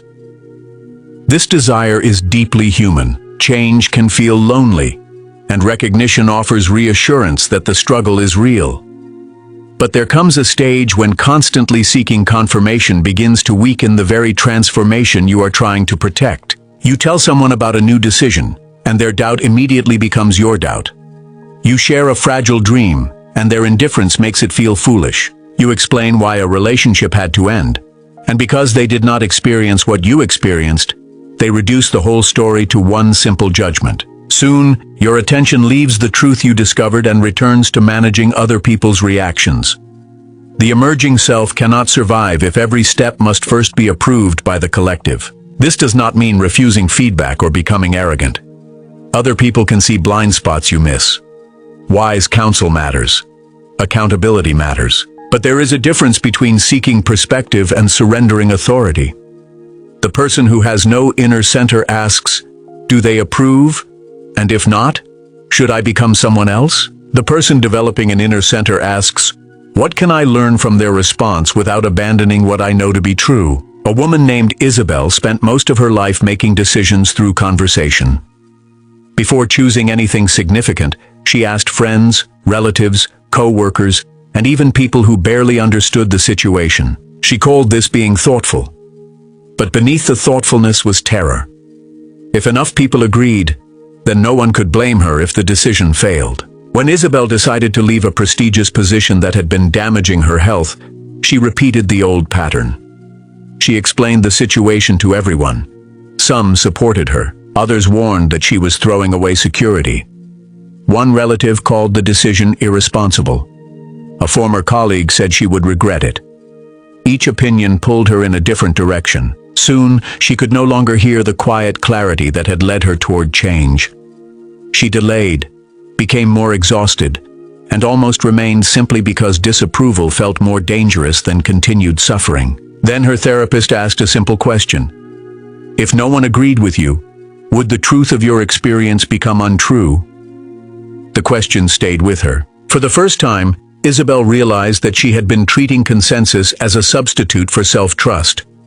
She wanted others to carry the emotional risk of her life, but no amount of approval could guarantee the outcome, and no amount of disapproval could live the consequences for her. She eventually resigned. The months that followed were difficult. There was no instant reward proving that she had chosen correctly. Yet she began experiencing something unfamiliar. Her decisions belonged to her, and so did the responsibility for building what came next. This is a crucial step before everything begins working out. You stop requiring the world to recognize the change before you are willing to honor it. Some transformations need privacy. A seed repeatedly dug out of the ground so everyone can inspect its progress will never be allowed to root. In the same way, a new identity can be damaged by premature exposure. Every time you explain it to someone who cannot understand, you may feel tempted to translate it back into the language of the old life. Protect what is still becoming. You do not need to announce every boundary. You do not need to defend every period of silence. You do not need to share every new desire before it has gathered enough strength to withstand skepticism. Let certain decisions become real through repetition before they become public through language. There is a kind of dignity in allowing your life to speak after the choice has already taken root. The world may understand later. It may never understand fully. But psychological maturity begins when being misunderstood no longer automatically becomes evidence that you are wrong. Number 24. The future changes when you stop using the past as a prophecy. One of the most powerful ways the old life remains alive is through prediction. Something painful happened before, so the mind assumes it will happen again. Someone betrayed you, so trust now feels foolish. A dream failed, so hope begins to look dangerous. You were rejected, and every new opportunity is judged through the memory of that rejection. The past stops being something that happened and becomes something that is expected. This is understandable. The psyche tries to protect itself by learning from pain. If a particular pattern led to injury, the mind becomes alert to anything resembling it. But protection can become imprisonment when similarity is treated as certainty. Not every silence is abandonment. Not every disagreement is rejection. Not every delay is failure. Not every new person is carrying the intentions of the old one. Yet when unresolved pain governs perception, the present is forced to stand trial for crimes committed by the past. A man named Victor understood this after losing a business during an economic downturn. The failure was public and humiliating. He had borrowed money from family, believed deeply in the project, and watched the entire structure collapse.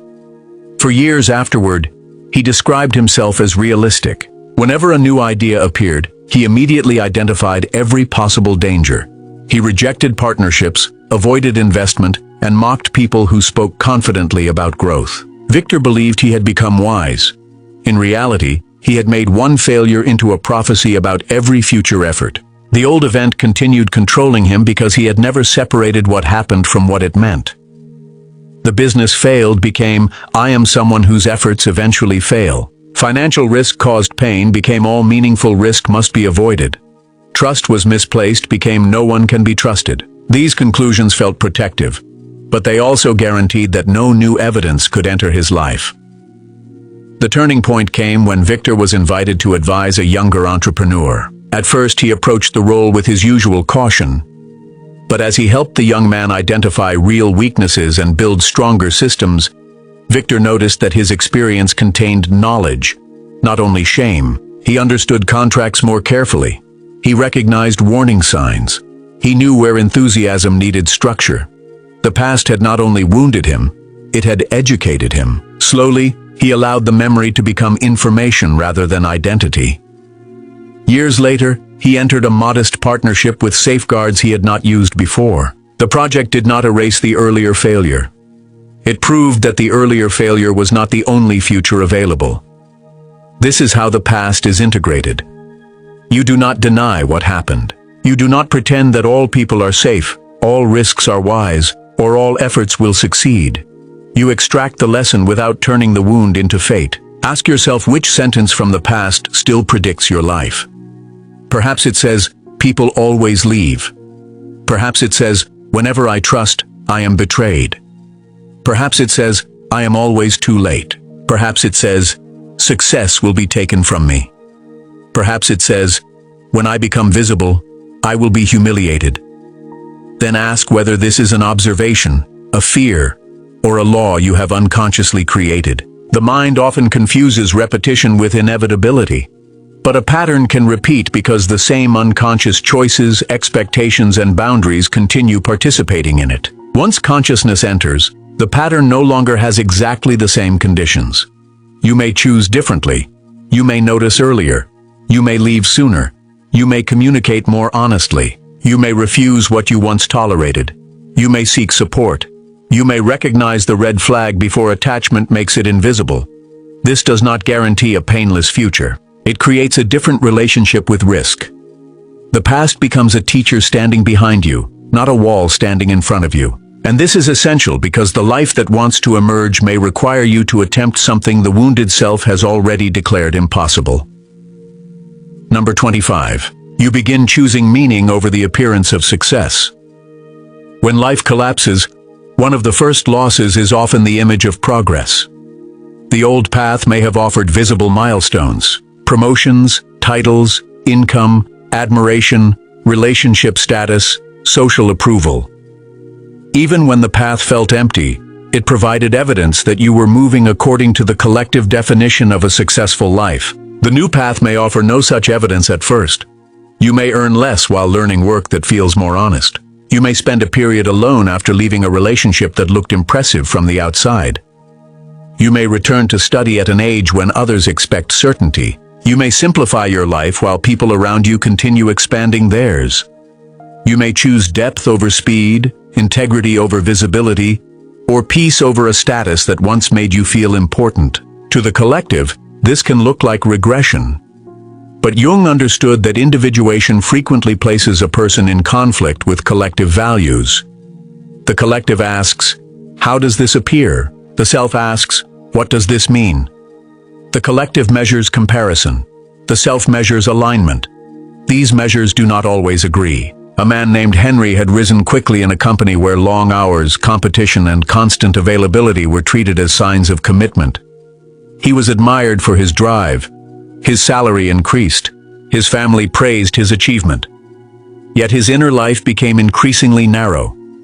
He stopped reading, stopped seeing friends, stopped noticing seasons, and treated every relationship as either support for his ambition or an obstacle to it. When a health crisis forced him to step away, Henry experienced the pause as humiliation. Colleagues continued advancing. Someone else took over his projects. The company adapted far more easily than he expected, which revealed a truth he had avoided. The structure he had sacrificed himself for had never needed him in the absolute way he imagined. During recovery, he began spending time with his young daughter. At first, he was restless. He checked messages, mentally prepared for his return, and treated the time as an interruption. Then one afternoon, she asked why he always looked as though he was leaving even when he was in the same room. The question reached him more deeply than any medical warning. Henry eventually returned to work, but not to the same arrangement.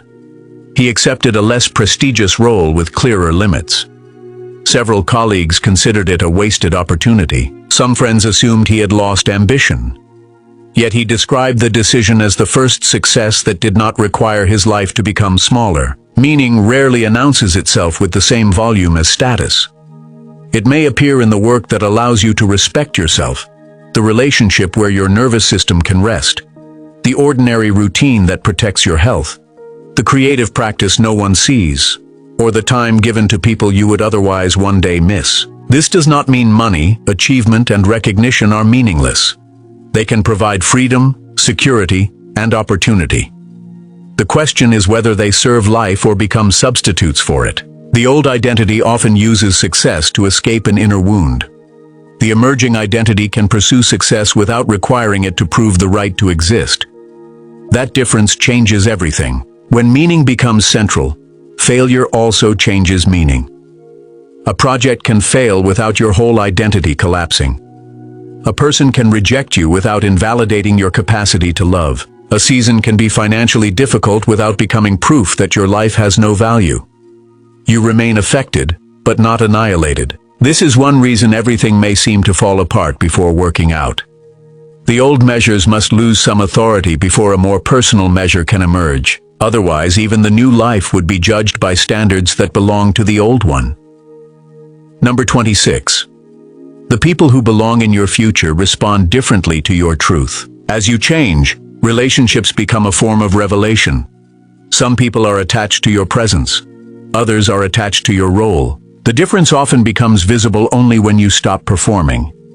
When you begin saying no, certain people become angry because your availability was part of what they received from you.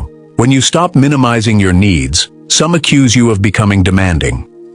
When you no longer participate in gossip, competition, or constant emotional crisis, the bond may suddenly feel thin. This can create grief, but it also creates clarity. The people capable of meeting the emerging self may not agree with every decision. They may challenge you. They may point out blind spots, but their relationship with you does not depend upon your continued self-erasure. They can tolerate your boundaries without treating them as betrayal. They can hear your truth without immediately making it about their comfort. They do not need you to remain wounded in order to remain familiar. A woman named Tessa learned this when she began recovering from years of compulsive caretaking. Her family had always called her the peaceful one. She mediated arguments, remembered everyone's needs, and absorbed tension so others would not have to feel it. When she began declining this role, the family did not celebrate her growth. They said she had become selfish. At first, Tessa assumed they must be right. Guilt was the emotional mechanism that had always returned her to service. But this time she paused. She noticed that the accusation appeared whenever she stopped carrying a responsibility that did not belong entirely to her. One sibling continued criticizing her. Another reacted differently. He admitted that the family had relied on her unfairly and began handling his own conflicts more directly. Their relationship became less convenient, but more honest. This distinction mattered. Transformation does not require you to label everyone who struggles with your change as toxic. People need time to adjust. Your own behavior may sometimes become rigid as you learn boundaries. Honest relationships can contain misunderstanding. But observe the direction of the response. Does the person become curious or only controlling? Can they adapt, or must you return to the old role? Do they respect your no even when disappointed? Can both people possess needs, or does the relationship function only when yours disappear? These questions reveal whether a connection has space for development. Some relationships will survive because both people can grow. Others will end because the pattern was the relationship. This is painful, but it prevents you from dragging expired arrangements into a future they cannot support. You may also meet new people during this phase who feel strangely different. The connection may be quieter. There may be less intensity, less guessing, less need to impress. Because the nervous system is accustomed to earning belonging, this simplicity can initially feel unfamiliar. Do not assume that the absence of emotional chaos means the absence of depth. Sometimes the right people do not awaken the old wound. They allow it to rest. Number 27. Patience becomes an active psychological discipline. By this stage, you may understand the process intellectually. You may recognize the old identity, the shadow, the void, the emerging values, and the new decisions. Yet one frustration remains. Why is the outer life taking so long to change? Understanding does not remove time. A field cannot be harvested the same day it is replanted. Trust cannot become embodied after one safe conversation. A career cannot always be rebuilt through one courageous decision. Grief does not disappear because its meaning has been understood. The ego interprets delay as a problem to solve. It says you should be farther ahead. You should be completely healed. You should no longer miss the past.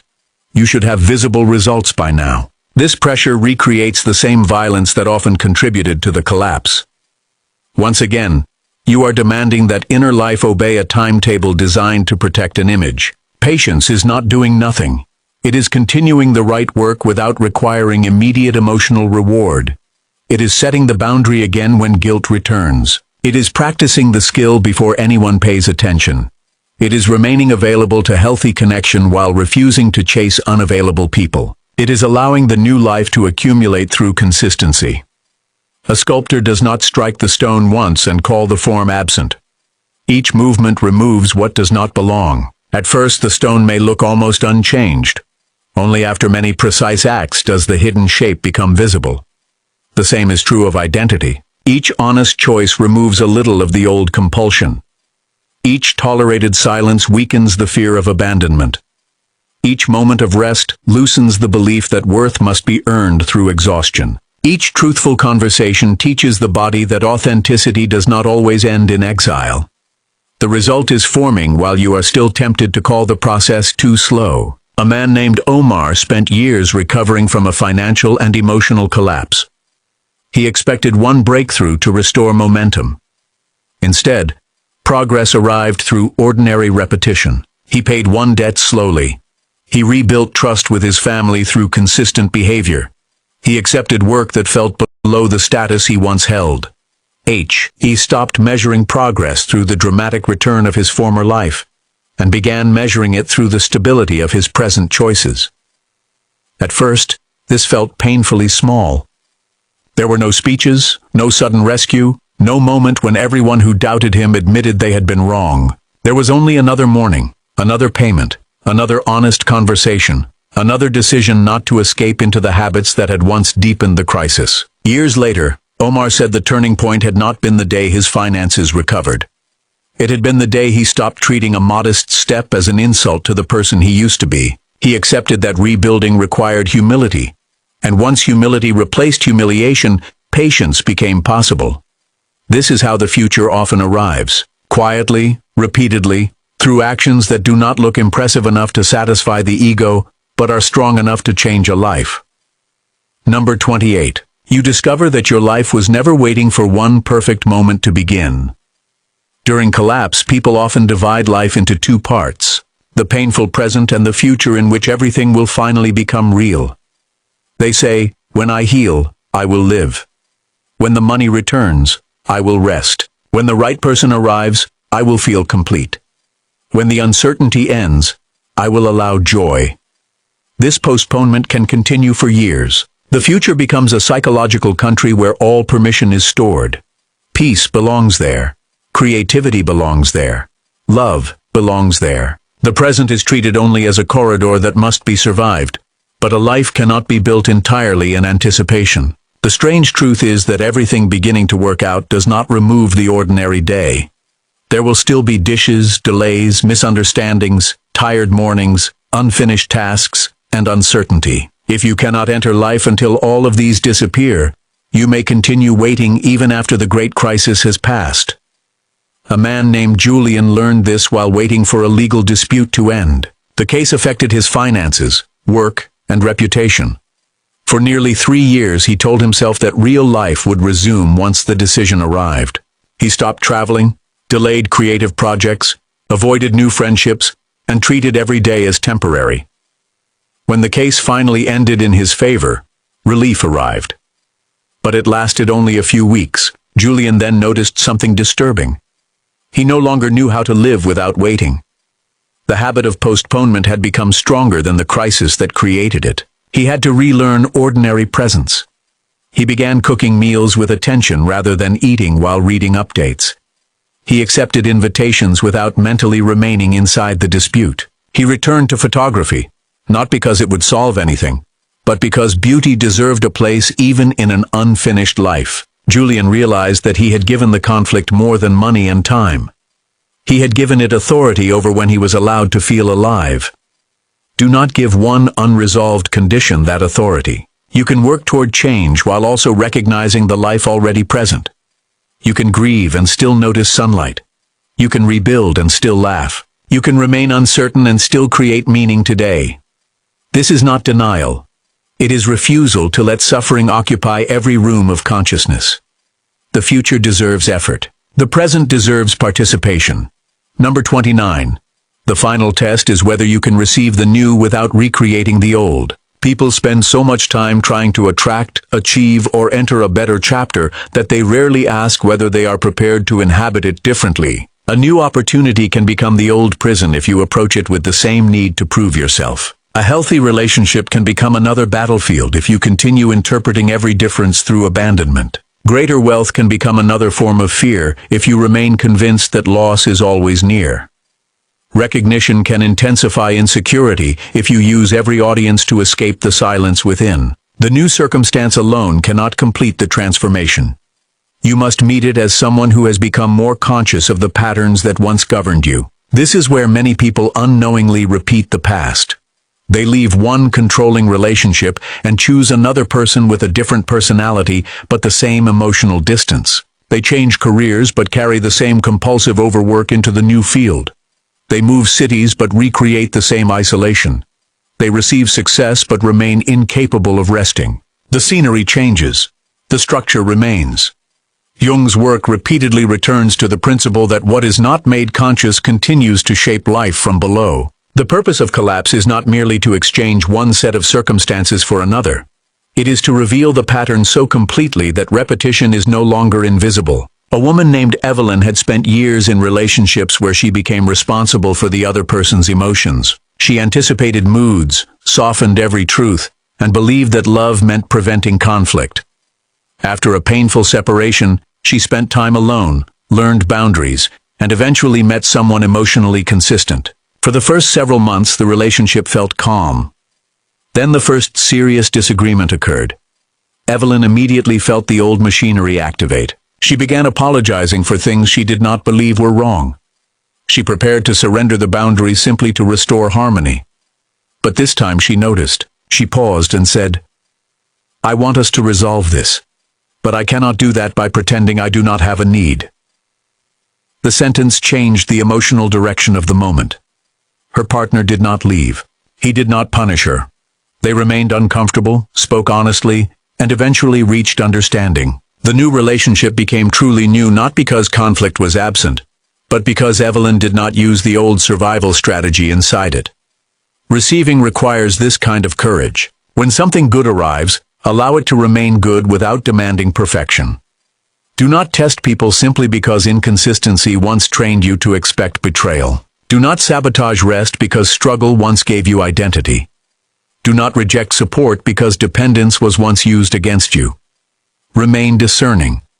Keep boundaries. Observe behavior. But let the present become evidence instead of forcing it to repeat the past. This may be one of the most difficult tasks of all. Pain creates habits of anticipation. The body expects the old ending. The mind searches for familiar danger. You must learn to stay present long enough for a different outcome to become psychologically believable. The new chapter is not only something you enter. It is something you learn not to destroy out of loyalty to who you used to be. Number 30. The life ahead is built from truth, not from the promise of perfection. There is a danger in speaking about new chapters. The phrase can create an image of permanent light, as though once the transition is complete, confusion will never return. But every life contains further endings, further shadows, further demands for growth. Everything working out does not mean everything becoming easy. It means the life becomes more coherent with what you know to be true. You may still encounter failure, but you no longer use failure to erase your worth. You may still experience rejection, but you no longer beg to be included at the cost of yourself. You may still lose people, but you do not lose your entire identity with them. You may still feel fear, but fear no longer receives the final vote. This is a quieter form of success than the ego originally imagined. It may not produce a flawless story. It produces an inhabitable life. An inhabitable life is one in which you can rest without guilt, speak without disappearing, love without constant performance, work without sacrificing every inner need, and make mistakes without turning them into proof that you should never have tried. It is a life with enough truth that the psyche no longer has to create constant symptoms in order to be heard. A woman named Ada reached this understanding after years of chasing a dramatic reinvention. Following a divorce and career loss, she believed the next chapter had to be extraordinary. She imagined becoming visibly successful, finding a perfect partner, and proving to everyone that the collapse had only prepared her for triumph. This fantasy gave her energy, but it also kept the old wound alive. She was still arranging the future as an answer to the people who had witnessed her fall. Her real transformation began when she no longer needed the next life to humiliate the previous one. Ada chose work she enjoyed even though it carried less prestige. She moved into a smaller home that felt peaceful. She formed friendships that were not built upon comparison. Years later, she entered a relationship that was imperfect, kind, and emotionally real. From the outside, her life did not look like revenge against the past. It looked ordinary. But Ada no longer woke each morning feeling that she had to become someone else in order to deserve her own existence. That was the life that worked out. Number 31. What finally works out is your relationship with yourself. External resolution matters. Financial stability matters.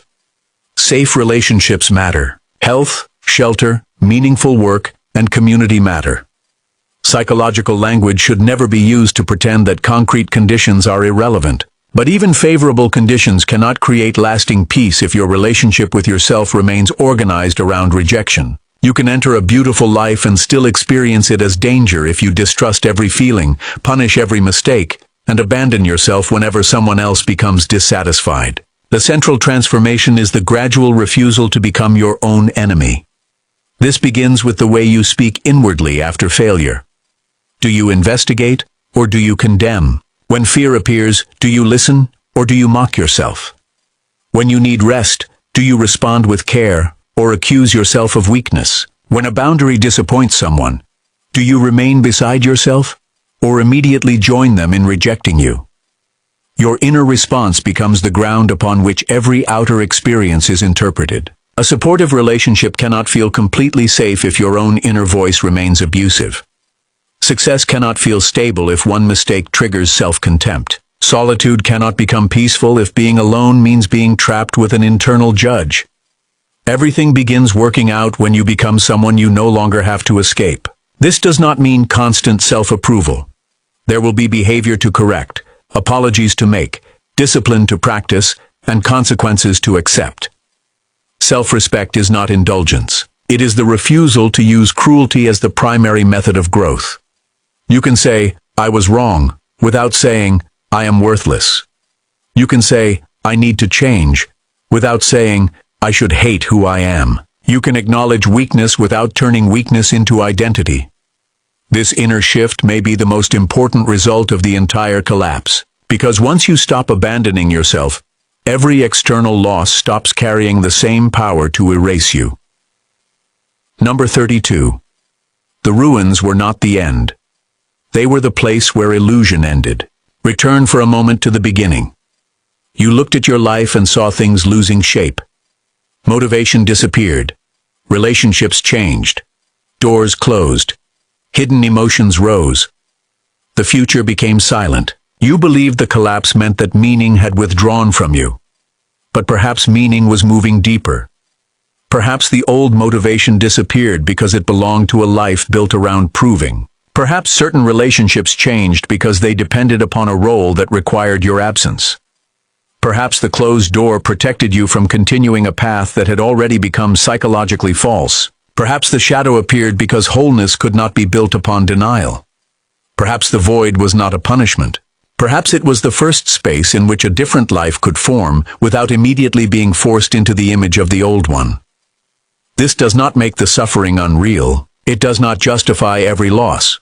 It does not promise that all circumstances will resolve exactly as you hope. It offers a more honest possibility. The chapter ahead may not begin because the world suddenly becomes perfect. It may begin because you stop rebuilding the same structure that repeatedly required you to disappear. You stop calling self-abandonment love. You stop calling exhaustion purpose. You stop calling fear intuition. You stop calling performance identity. You stop using the gaze of others as the only mirror through which your worth can be seen. Then, gradually, life begins arranging itself around a person who is more present within it. You choose differently. You tolerate different forms of discomfort. You recognize different people. You notice opportunities the old identity could not see. You create boundaries that change the conditions of your relationships. You direct energy toward what contains living meaning. From the outside, someone may say that luck changed. From the inside, you know that the one meeting life has changed. And this is why everything can feel most unstable immediately before a breakthrough. The breakthrough is not merely an event arriving from outside. It is the moment the old psychological order loses enough authority for another way of living to become possible. You are not necessarily standing at the ruins of your entire life. You may be standing at the ruins of an identity that completed its purpose. Do not rush to rebuild it simply because emptiness feels frightening. Let the silence reveal what performance concealed. Let grief complete what denial interrupted. Let the shadow show you the energy you rejected. Let solitude return you to a self that does not vanish when attention disappears. Then take one honest step. Not the most impressive step. Not the step that proves your transformation to everyone watching. The step that makes your outer life slightly more faithful to what you now know inwardly. That is how the next chapter begins. Not all at once. Not without fear. But with the first decision the old self can no longer make for you. And one day, perhaps much later, you will look back upon the season you believed had destroyed everything. You will remember the confusion, the nights when no answer came, the doors that remained closed, and the people you thought you could not live without. You may still feel sorrow, but beneath the sorrow, there will be recognition. You will see that the collapse removed more than comfort. It removed illusion. It exposed the bargain beneath your ambition, the fear beneath your loyalty, the wound beneath your pursuit, and the identity beneath your suffering. It did not give you the exact life you demanded. It gave you the chance to stop living as someone you were never meant to remain. So if your world feels unstable now, do not make promises you cannot know. Do not tell yourself that every loss is secretly good, or that pain must disappear by a certain date. Tell yourself something more grounded. This season is asking me to become conscious. I can grieve what is ending without returning to what broke me. I can seek help without calling myself weak. I can move slowly without treating delay as failure. I can let the future be different from the picture created by my fear. And I can refuse to abandon myself while the next form of life is still becoming visible. Perhaps that is what it truly means for everything to work out. Not that nothing painful ever happens again. Not that every person returns. Not that every dream arrives in its original form. But that through what happens, you become more capable of living in truth, receiving love without losing yourself, pursuing meaning without using achievement as punishment, and meeting uncertainty without immediately betraying the deepest part of who you are. The old chapter ends when you stop asking it to become your future.